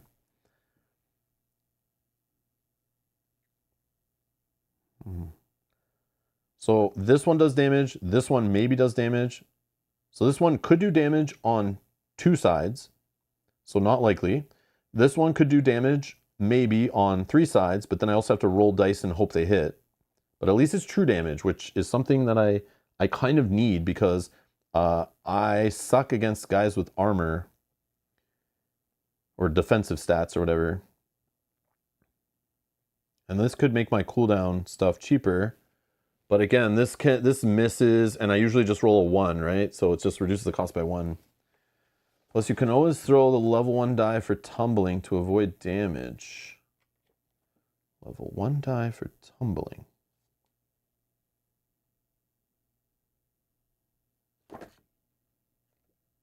What are you talking about? Level 1 die for tumbling.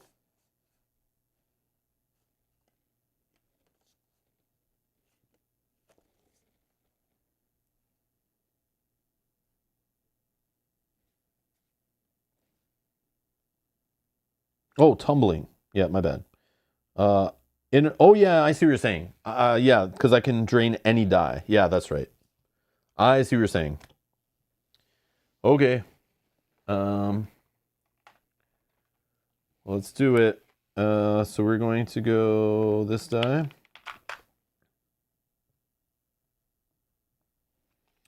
And then we're going with...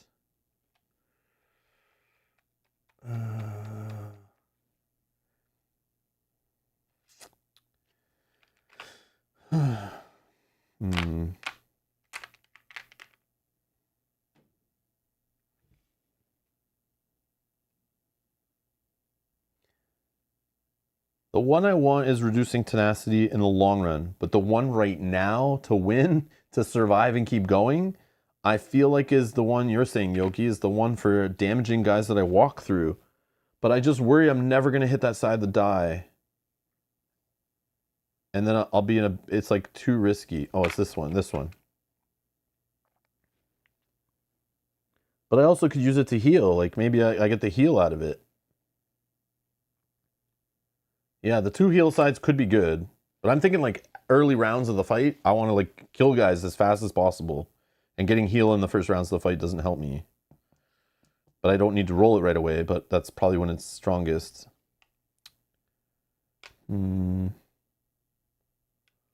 Alright. What's this one again? This one. I'm going to do this die. I'm going with this die. I want to try to... I think it could... It's at the end of every one of my turns while it's in my cooldown track. I get to just roll dice because I'm beside enemies. The only problem is I might not have enough shield, right? I need like defense if I'm going to stay beside enemies. Yeah, I'm going to try this one. But it misses on 3 sides. Rapid maneuver, Dominic. Rapid maneuver. Rapid maneuver. Okay, let's see. That's one Yogi wanted to, right? Where is it? Yeah. All right, rapid maneuver. I'll do it. It's probably the safer play. I don't have to roll. I don't have to rely on rolling these for damage. But it is true damage, though. Oh, it's true damage. It's true damage. Yes, not rapid maneuver, because this is just regular damage, and that does nothing when they have shields. Yeah, no. I'm talking myself back into it. Where's the other die? Where is it? Yeah. I'm going with this one. The one that could do true damage. Right? It does true? Yes, it does true. This one. This is the one that's... This fills a weakness.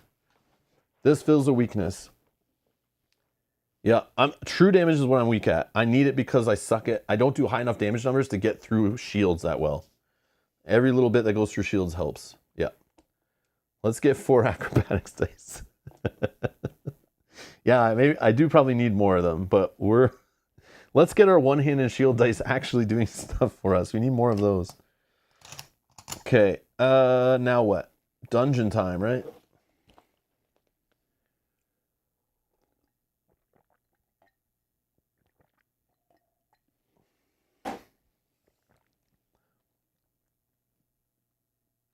But I am gonna go for this die. Eventually this die I have to have it. Like this is a must. I just don't really, I'm not gonna grab it now. Okay, so we're on day 12. We're at 16. We're going to City of Ash. Oh yeah, I forgot to do the end of day thing. Oh yeah, it was, did I do it? Oh yeah, it was 2 symbols.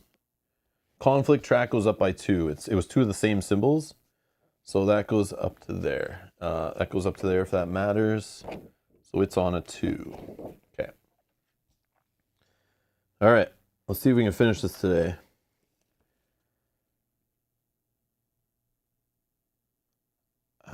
Okay. Travel to the City of Ash and initiate the City of Ash dungeon. Yeah, this is so long, like so long. I know I play slow, but like, man, now I gotta play a whole dungeon encounter. Crazy. Crazy. Oh, there's multiple. Oh, wow. Okay. Let's see how quick we can do this. Mistakes and all. Okay, get that out of here.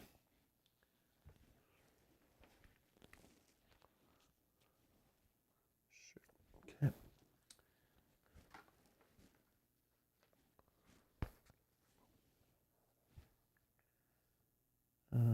touching this side. Okay.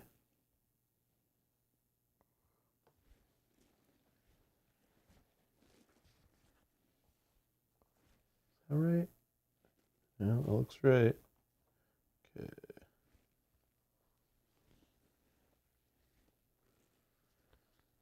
Oh man, this is big.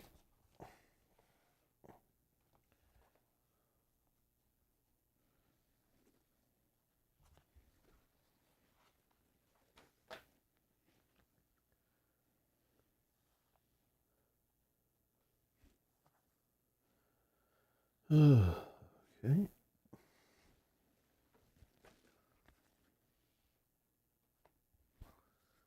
Okay.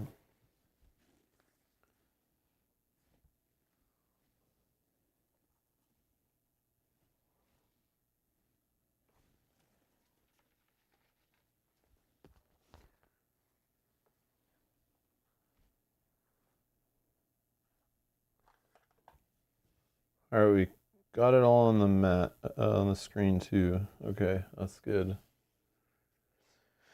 Okay, somewhere down here. Okay.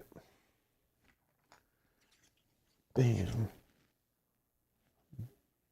Bam. Bam. Bam. All right, rules. Hexes A1 to A4 are sigil hexes and represent locations where sigils can be used for communing with Oblivion. Dungeon quest steps may require you to place HP in these hexes, creating sigils for that step. While a sigil is in play, all demonic enemies on that tile gain enemy skill Ethereal. Sigils are considered quest enemies, but do not take turns and cannot move. Okay. Now I have to go back to setup of whatever page we're on. I need those stickers. I lose my page all the time. We were... Dark Brotherhood? Dark Brotherhood. Yeah, Dark Brotherhood. Okay. Travel to the City of Ash. End of session difficulty piece at 16. After deploying enemies, deploy that dirtbag on Hex B. Hex B. So he's in the middle. 5 HP.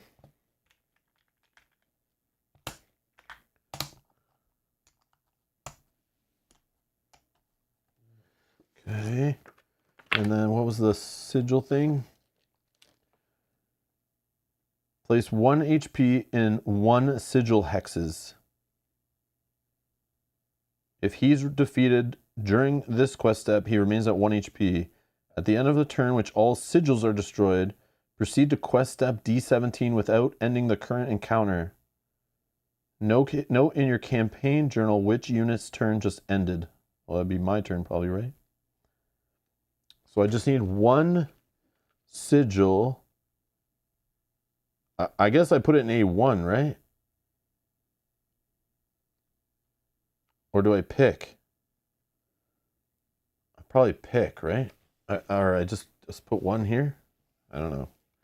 It's not very specific. Okay.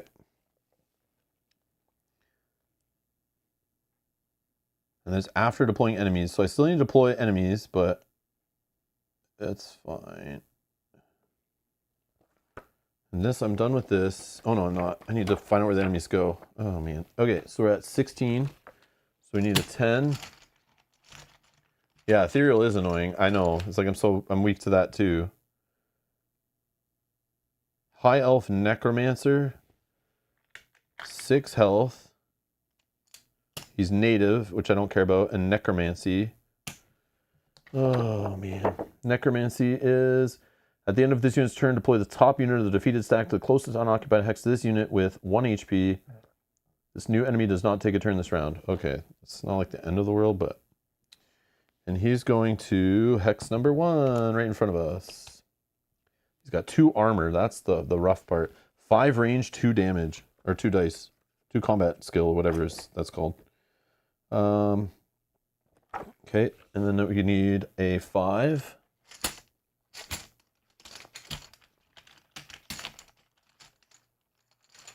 The sigil buffs enemies on a tile, so maybe put it on a smaller tile.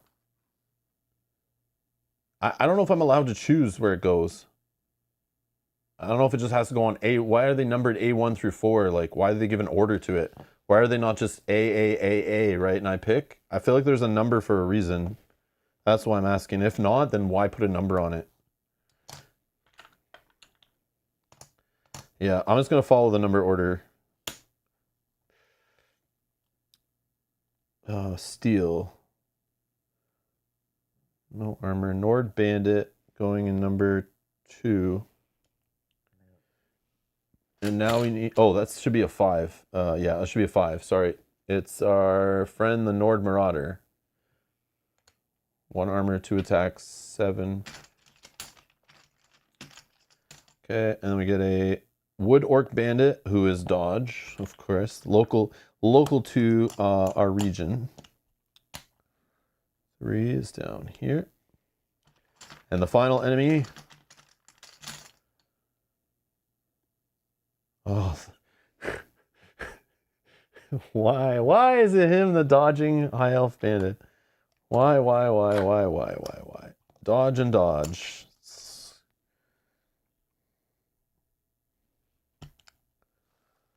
Okay, so back to here.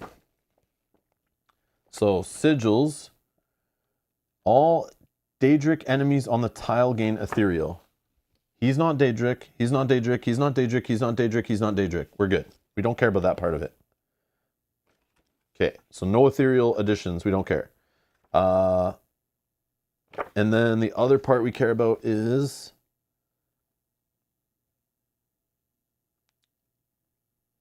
Yeah, we don't know why we care about sigils yet. We just know if we kill one, we read the next section. Oh yeah, why did I do an extra 1? You know what I was thinking? I was thinking we were on conflicts. Yeah.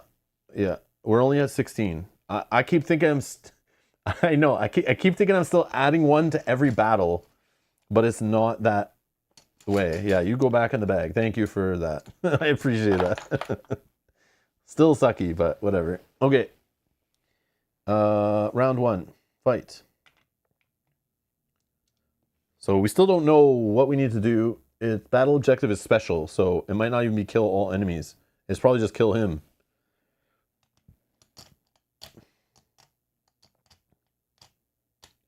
Do I just go after him, like run?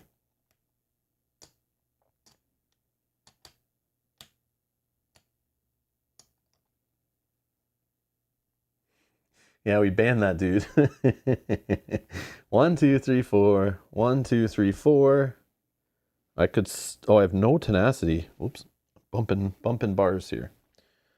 I have no tenacity, so I can't even do extra move.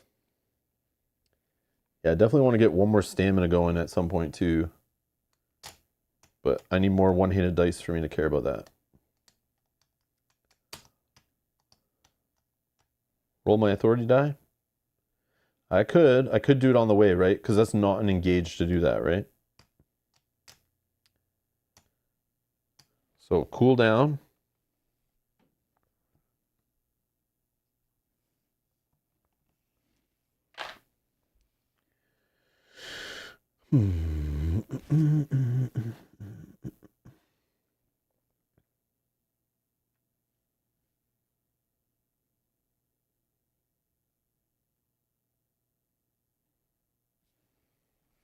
One, two, three, 4. 1, 2, 3, 4.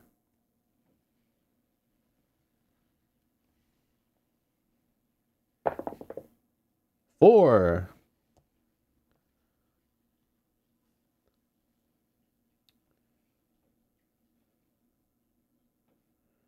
I could spend 1 tenacity, go to 3, and I get to move 1. No, maybe I don't. Maybe this is bad what I'm doing. Because I can't engage anymore, right?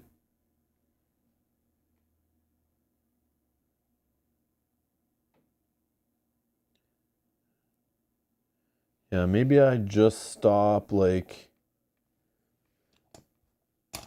1, 2, 3, 4. 1, 2, 3, 4. Oh no, you can step on this, right? Yeah, let's go here. This guy can't reach me. This guy can't reach me. This guy's 5 range, so he'll hit me no matter what. This guy's only 1 range. I just want to get to this and hit this as fast as possible.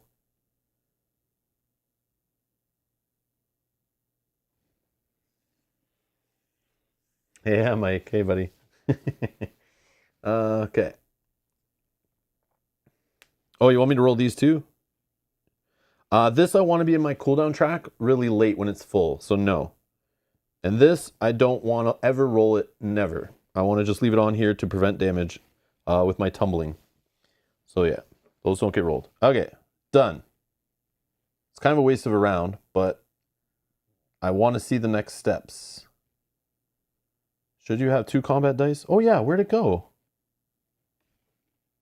Did I put it away? Yeah, you're right. I probably should have another one. Yeah, I should. I don't know why I did that. I probably just threw it away after rolling it or something. Yeah, thank you. Thank you, Ronnie. I'm getting loopy and tired. Yeah, I do that a lot where I roll these dice and I throw them away like these dice. I just like put them away. I don't know why I do that. Yeah, okay. So this guy will go 1, 2. 1, 2. 5. Oh, 2 dice. Hits for 3. There goes all my bonus HP. That was quick.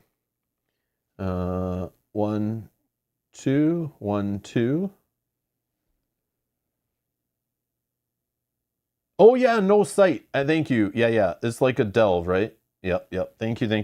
It's like a delve. Yeah, I forgot about that part. So, yeah, he just moves closer though. This guy moves closer. This guy moves closer. That's all fine. This guy moves closer. Yeah, thank you. Thank you. Yeah, I forgot. I'm like multiple tiles away. There's only 1 between us actually. Yes. Thank you. Forgot about that. I only think about that stuff in delves. I was forgetting the dungeons. Delves. It's not delve, but it's still the same rule. Okay. Round 2. Cooldown. 1, 2, 3, 4.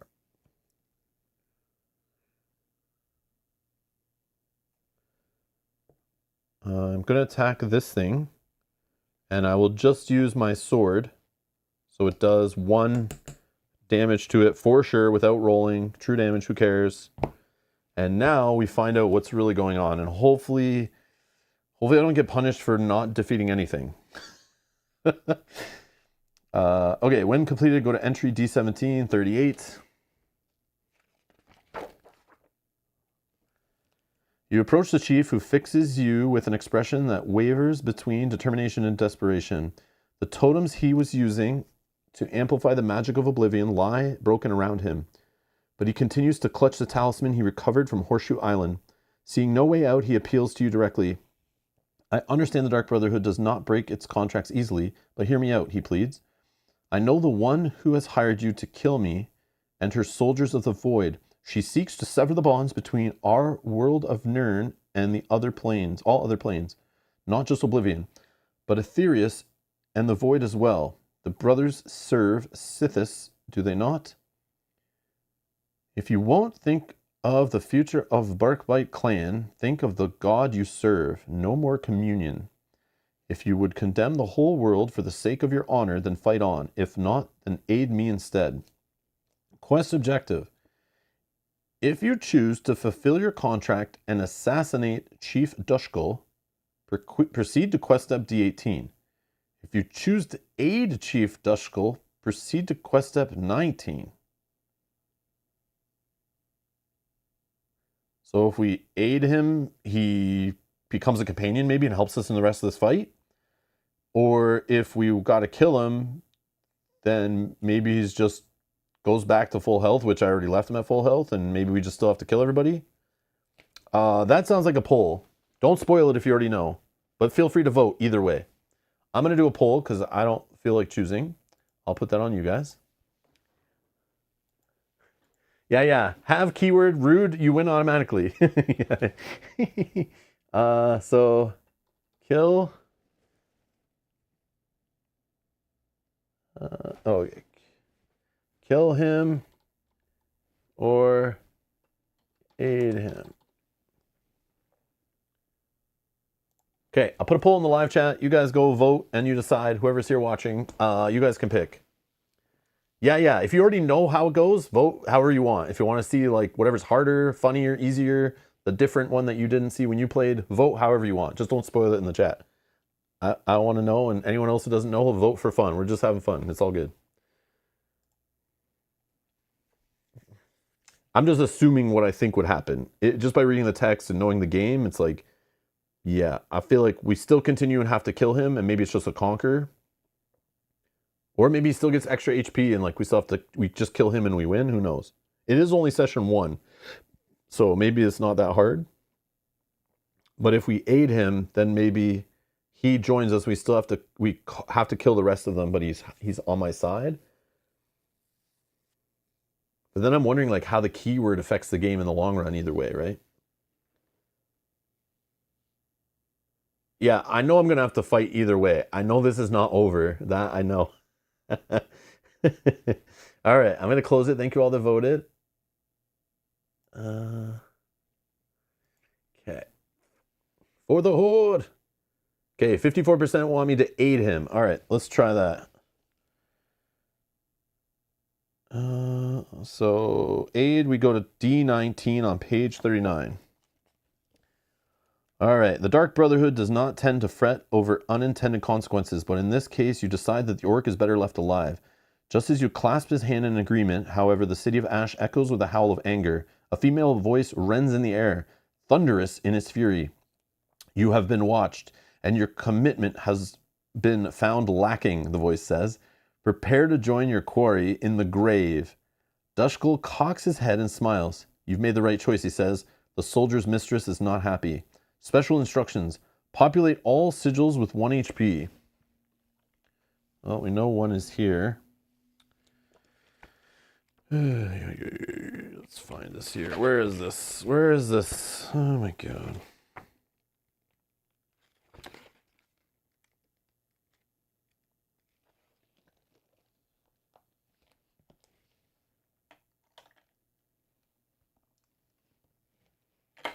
Okay, they're all populated. Great.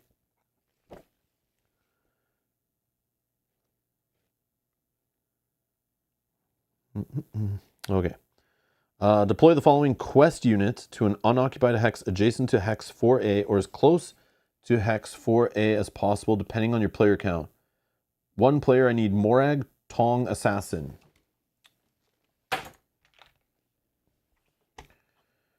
Morag Tong Assassin.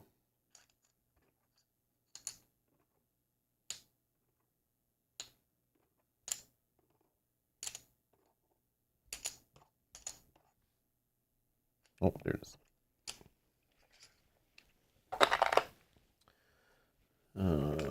4 health. 4 health, elusive, swap, and swift. Okay, we'll look that up. I mean, she has no armor, so I'm okay with this. But I'm sure the text is going to tell me something else that it's bad. Quest objective. The battle continues as normal. Check your campaign journal to see whose turn had just ended when the battle was interrupted and begin with the following turn. Oh, okay. Chief Dushkul becomes a companion controlled by the party. This encounter is successful if all undefeated adventurers and Chief Dushkul are occupying the entrance tile at the end of the round.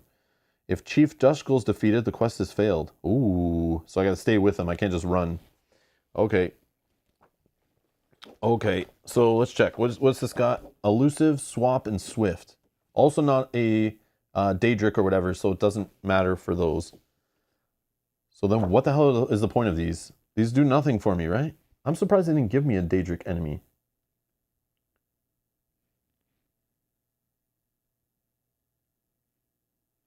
Yeah, okay, whatever. So I don't need to do anything with these. They're just like there.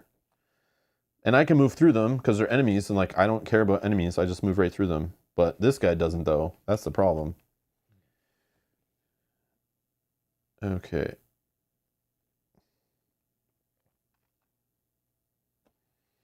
So swap. This unit treats occupied hexes as unoccupied. When it moves into an occupied hex, the occupant is placed in the hex this unit moved out of. Okay. Swift, this unit's movement is equal to the current round. Oh, okay. And elusive. This unit prevents all damage, including true damage, dealt by units that were not adjacent at the start of its current turn. So it's like stealth. Okay.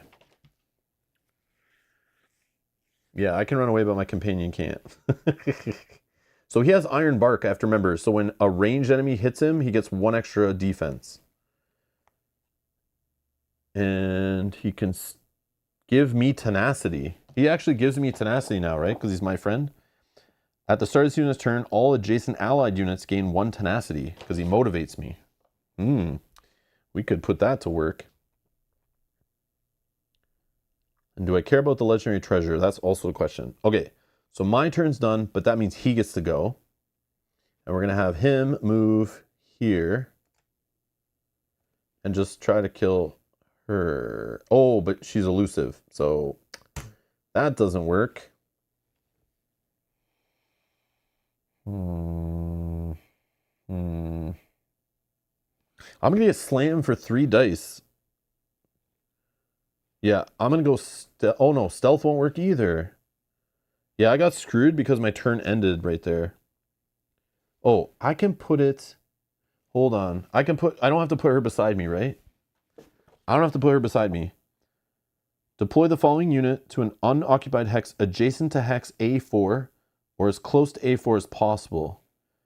Adjacent to hex A4. Which I was thinking was that, but I think it's this. Oh no, that's over here. That's over here. I don't know what I was thinking. Hold on. A4 is... Oh yeah, A4 is way up here. I was thinking A4 was that one. Yeah, okay.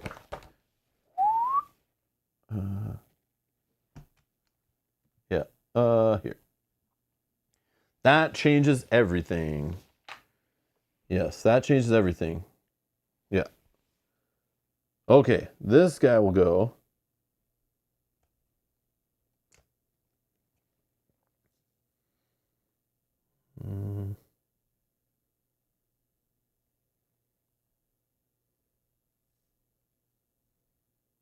Yeah, I'll just have him move there. I will just have him move there. Yeah, good thing I checked, I know. I always have to double check. Whenever I try to play like at a normal speed, I miss things. So like I always have to slow down. Yeah, there's like too much going on. Okay. I am going to... So that's me. Enemies. So this 10 can't get anywhere. So can't target, right? Next is the 5. Moves. Can't get beside them and will rush. Rush is beside. Doesn't attack though. Oh, this one goes first. So we're on round only 2. So we'll just move 1, 2. Okay. And then this one. 1, 2. All right, round 3.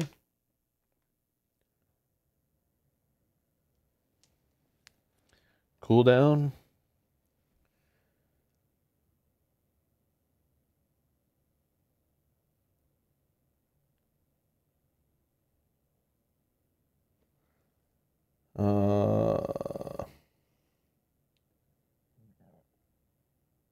Yeah. 1, 2, 3.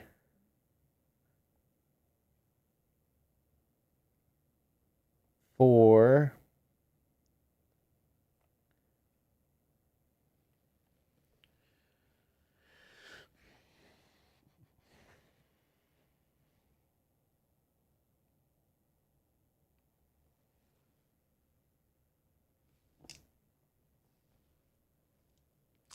Target this guy. All right, what do we get? So 2 damage, but he blocks 1.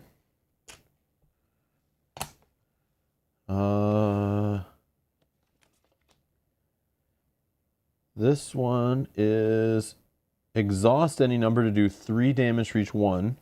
And this one is deal 1 damage to target for each skill die you've trained. So he has 5 HP left, so I could get him down to 1 health. Yeah, and yeah, I want to keep the defense up here, I think, instead of burning it. But I could just burn one.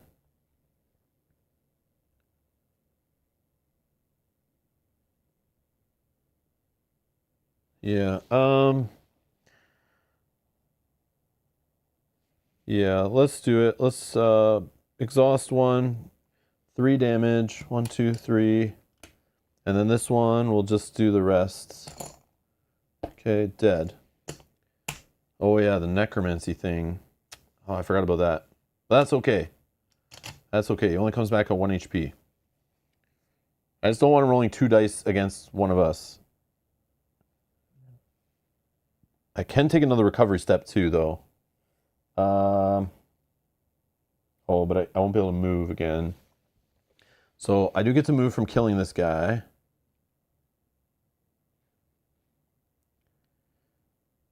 Yeah.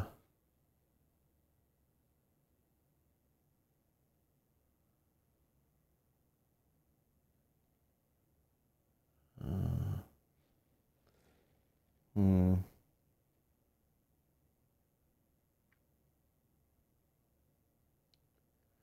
This one's going to move 1, 2, 3. Oh, no. It goes 1, swap. Oh, yeah. This guy will get swapped. Huh. Yeah, I will roll this against another guy. I'm just debating which guy I go after now. My problem is I don't want to go near this guy because this guy moves for 3 now, and he'll just move through, and he'll smack me for 3 dice. But I don't want this guy respawning people with necromancy. But I could kill this guy maybe, and then just this guy comes back, which he's just a 1 level weenie. So that it won't spawn the 5. Yeah, that's what I was debating, Dominic, was recovering adjacent to this guy and just trying to attack him. But I might not roll that good to do a lot of damage. And this guy does have 2 armor also, which is scary. But yeah, okay. 1, 2, 3. I'm just worried if I don't kill this guy, that's 2 attack at range 5.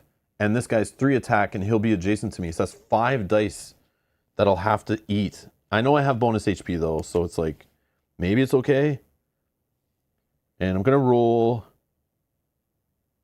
roll like this, I think. No, you know what? I should probably do this to do true damage twice with these, right? So I would do light fatigue. Yeah, so I do recovery. No, I don't need to do recovery yet. Yeah, I recover, right? It was these. So sorry, 3 tenacity to recover all of this, right? And then I put a tenacity there to do another engage. And I'll just sword for 1 true damage. Take a light fatigue. Oops, that should be here. I'll do another sword for another true damage. So this guy just has 4 health left and 2 armor. Then I'll take another light fatigue. And then I'll roll these with this. So this goes way in the end of the bar, right? No, I'm not going to try the shield die first. You'll see. You'll see why. Okay. So, this does 2 damage, so that gets fully blocked. This one I can exhaust to do the 3 damage each. So this would kill him now. That would be just enough damage, because that would do 6 total. Oh, technically I already did 2, so I just need 4 damage. This die, though, lets me recover from my active and cooldown, so I can do this after. And this did nothing for me, and that's the part that sucks. Okay, so what we're going to do, we're going to gain tenacity.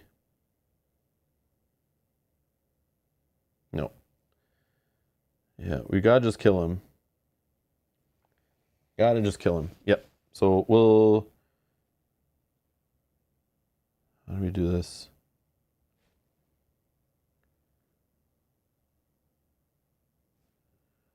Okay, so this one, we'll burn that one. Put this here to do 3 damage. He's down to 1. And then this one we'll use to recover. I think I can, yeah, any number of. I'm going to just recover this one. And that will do the 1 last damage. So this guy's dead. Then I put this in as tenacity 1. We still have this here. And then, yeah, and then I'm going to use the movement to run away. I'm going to use the movement to get away from this guy. I just wasn't sure if I'd kill this guy. That's the problem. I could have rolled so bad there and would have not been able to do anything. Yeah, I'll just go here. Here. I'm going to block this guy. Keep my friend safe. Oh, no, but he'll go next, right? So it doesn't matter. Oh, yeah, but I want him over here because I can move through enemies he can't. And I want to be beside him so he gives me tenacity on the start of his turn from motivating me. Yeah, I'll just do that.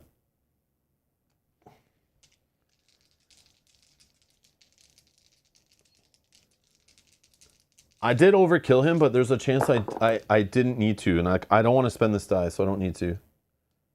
I want to be efficient. So this guy just rolls 1, gets blocked. Actually, he doesn't even roll 1 because he's blanket out because he has dodge, of course. Great. Okay, so this one moves 1, 2, 3. And then this one attacks. He's going for 2 targets. I didn't realize that. So let's see what he rolls. He rolled just a 1, so he blocks because he has 1 defense. I'll just take this to my bonus HP and keep this up here. All right, round 4. Cooldown of 4.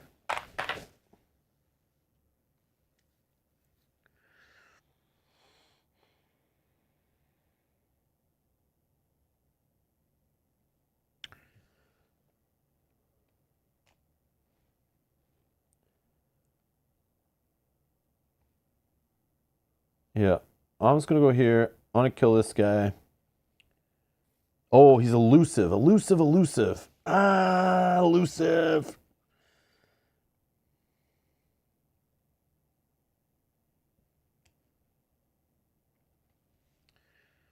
Okay. So I'm going to attack this guy. 4 damage. What's the best way to do this?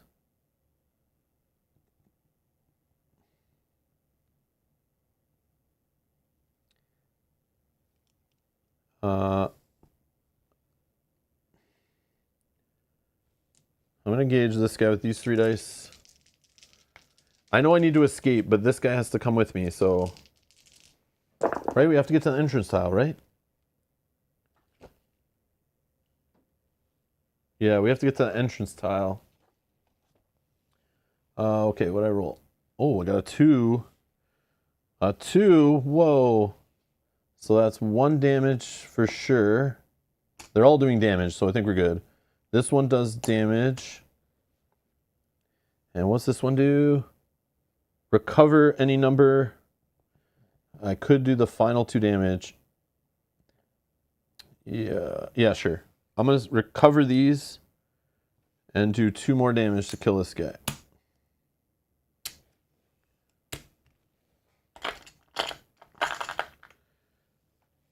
I mean, I don't like not having defense beside this guy, but I could roll them again, right? And just not do damage. Yeah. I'm just going to roll these and maybe get them on my shield slots. Only 1. Tenacity. Oh, I'm at 3 tenacity now. Oh, I could put a fear status die on him. I should have did that. Oh, I just have enough now. Yeah, never mind. I could put a fear on him, but then I can't really do anything to him anyway. Tumbling, yeah, I could negate damage by tumbling. This is true with 2 tenacity. Yeah, and I did have 2. Okay. This guy will go here and he can't do anything. Actually, I don't want him there. I'll just bring him here. It's like fine. Because this guy does target 2. So I don't want to be beside him with 2 enemies. Okay, so then this guy is going to attack me for 3. He just hits for 2, so I will just prevent it. It's fine, it's fine, it's fine. Round 5. Yep.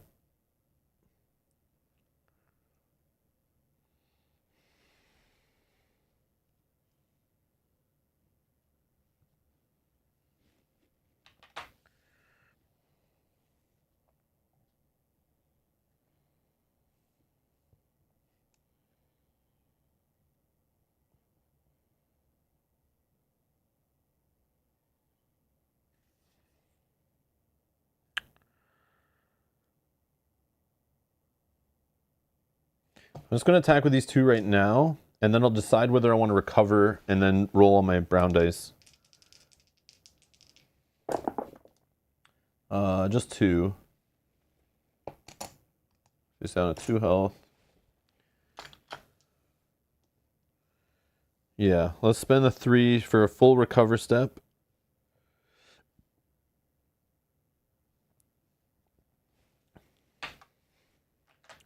Light fatigue.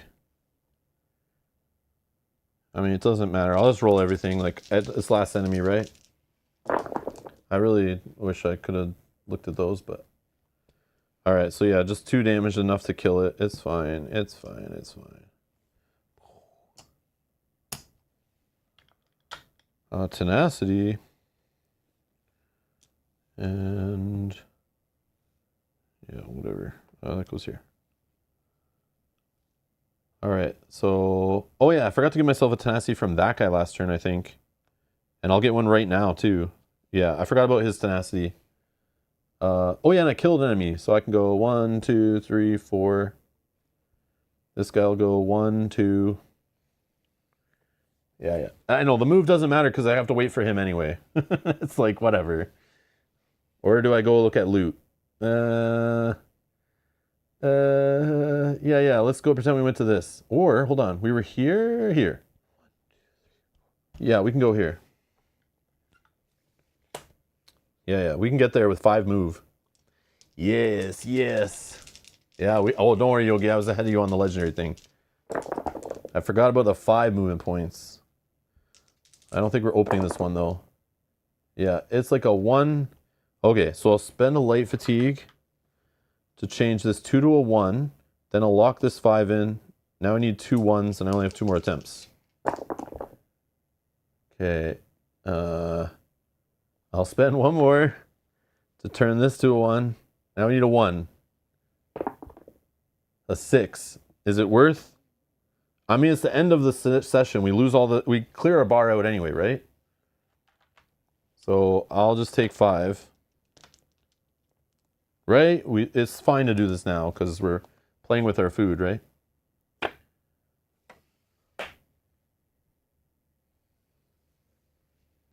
Yeah, I didn't move this round either, so I think I can still move, right? Discard this item and remove all over fatigue from any one adventure's cooldown track. That adventure gains tenacity or heals HP equal to the over fatigue removed. Oh, that's a nice item.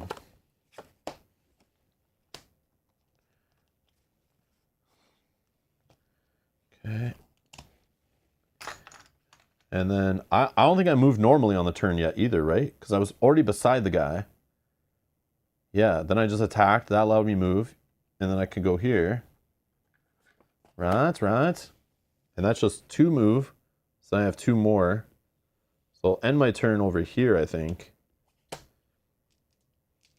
So 2, 4, 5, 4. Okay, so we need a 2. Yeah, this is going to be tough because I can't take more fatigue.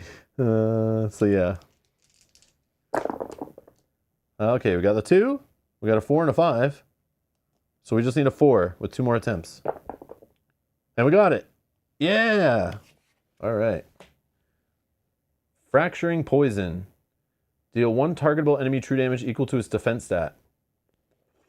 That sounds like something I would like.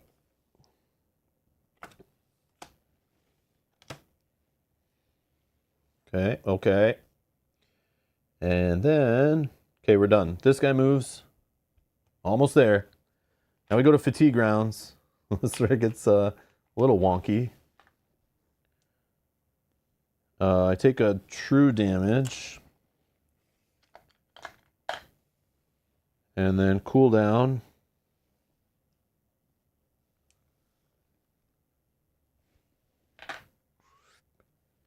One, two, three, four. 1, 2, 3, 4, whatever. And then I'm done. He'll move, and he's there. We made it. We did it. Yay. So I get 3 experience. 1, 2, 3. We're at 19. Very nice. Okay, what are we spending that on, though? And then... Oh, yeah. When completed, go to entry 21. E21. Page 42. Let's see. Your betrayal of the Brotherhood has certainly earned you the ire of whoever issued the contract, but you think Sithis would understand. Sparing this one life will ultimately deliver more lives to bringer of ends.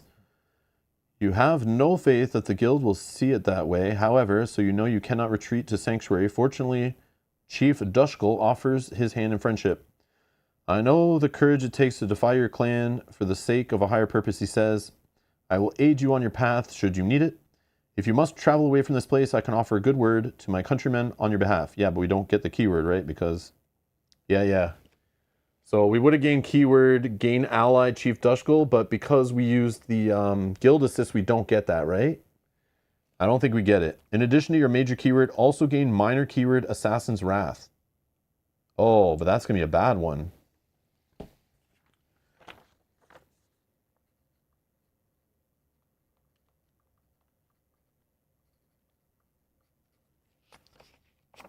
Okay, so I have Guild Assist and Assassin's Wrath.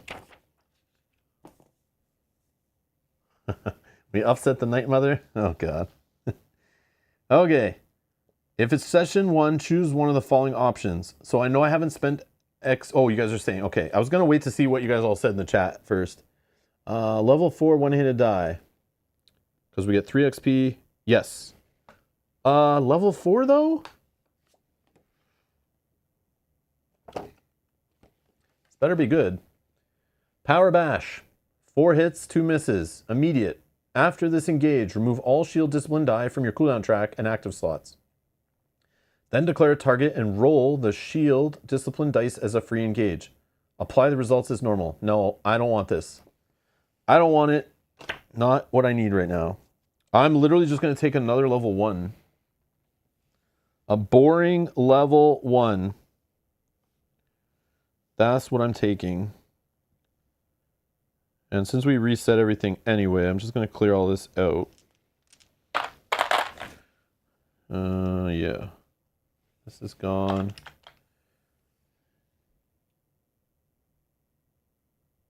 Power Bash lets you double trigger your dice. Yeah, but they're separate as a separate engage, correct? So when I fight a guy that has 2 armor and I roll 2 1s on my 2 shield dice, if I have a good day, I roll this, right? If I have a great day, I roll this maybe. But in most situations, I'm rolling this, okay? Is 1 extra damage against like a 5, 10, or 20 point enemy as a free engage to do extra damage? It's not going to get through unless you're saying it doubles the damage it rolls. No, it's results as normal. So after your 1 weak-ass attack, do a 2nd weak-ass attack and see nothing from it. Big waste of time. No. Nope. Not happening. If it was part of the same engage, if it added to the damage to make a bigger number, I'm all for it. But it just makes another weaker hit. Oh, minion played the die wrong. Yeah, see, it's not great. It's not great for what we have going on in solo. That might be cool early in the play to have that, but again, it's a level 4 die. When are you seeing that, right? I feel like you need that die when you've taken all level 1s. So that die I would take as my 6th die if I had 5 level 1 shield discipline dice. Then I would take that die because that seems bananas. So because I've taken these other jank dice, which I like, these dice also get better with more of these level 1 dice. So I'd rather just invest in my level 2, my level 3 and my level 2 and 3 dice. I want to make them better by just taking more level 1 dice. Yeah, you can take a level 4, but I would have to untrain other ones. I would have to untrain other ones. You can do it, but it's like that would be so much XP, right? But yeah, I absolutely could. I could take it by just, oh, I would have to have just the level 3, right? But I could skip level 2 by getting rid of it and then taking another level 1. So technically we'd have 4 level 1s, a level 3, and a level 4. But then you can still replace the level 1 with a level 3 with a level 1. Yeah, you'd have to untrain, which would be so expensive. I know. But yeah, you can't easily do it, true. Oh, there are items that let you do that? That'd be neat. But yeah, I feel like you'd want at least 4 level 1 dice if you can.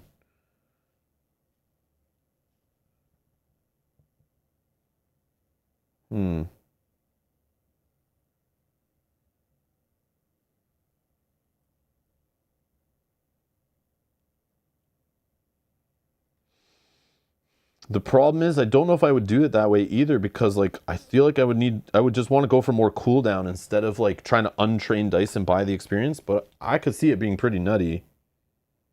It might be worth, but I don't think I'm doing it. But yeah, that's what I think that die is for. All right. So yeah, I'm gonna stick with this. So that way now I have three shield discipline dice. I have 3 of these dice that make this better and this better. I just now need more stamina so I can like roll all of them together. I don't need to always roll them all together.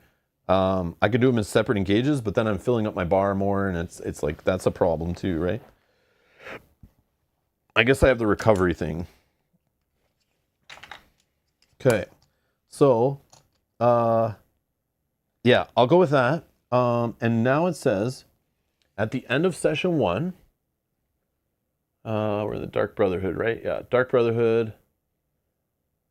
In session 1, choose one of the following options. If your experience in the City of Ash makes you perfect for an important Undaunted mission, select Valenwood Undaunted for session 2. Nope, we're not staying in Valenwood. Not an option.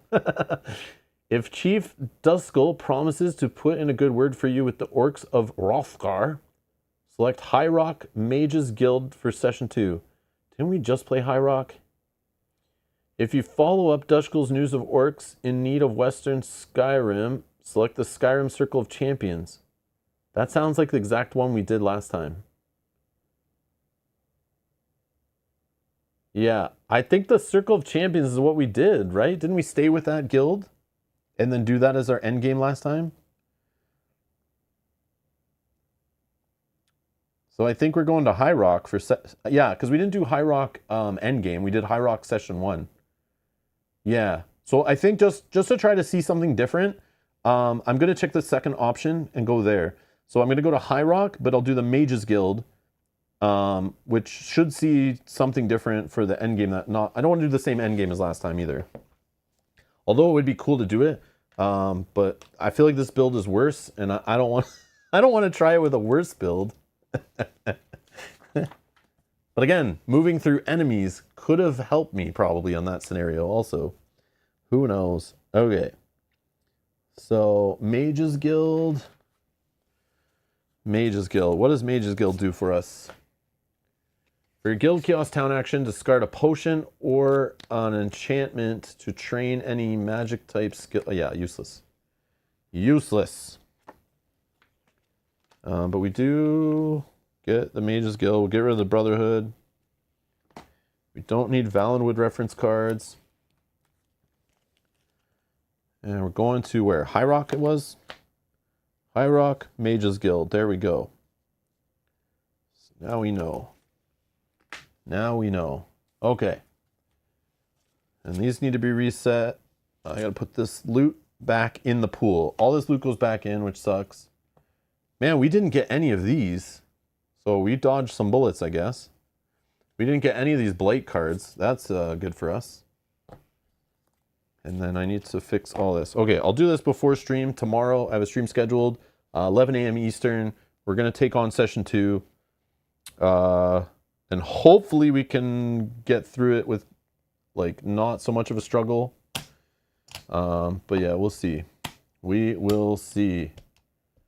I feel like the end game is going to be rough. I'm not predicting winning that at all, but maybe we can get to the end of the next session. Yes, thank you for the help, everyone. Thanks for the patience. Thanks for putting up with my whining and complaining as usual. My frustrations. But I warned you at the start of the stream, I was going to be tortured today. It was going to be rough. I'm not going to be happy. But we made it. We made it. I don't know how. Thanks to you guys, not me. It was all you. I wish I listened to you guys more, except for a few of you that I know were trying to tank the playthrough.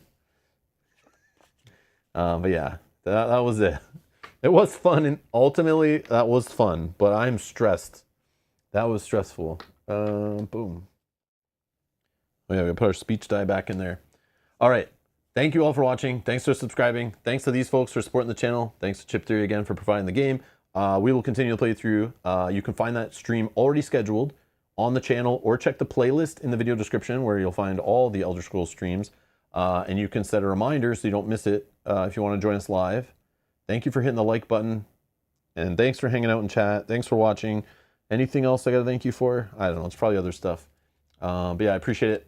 I'm going to go grab dinner, and we'll be back tomorrow. See you guys later. Bye-bye.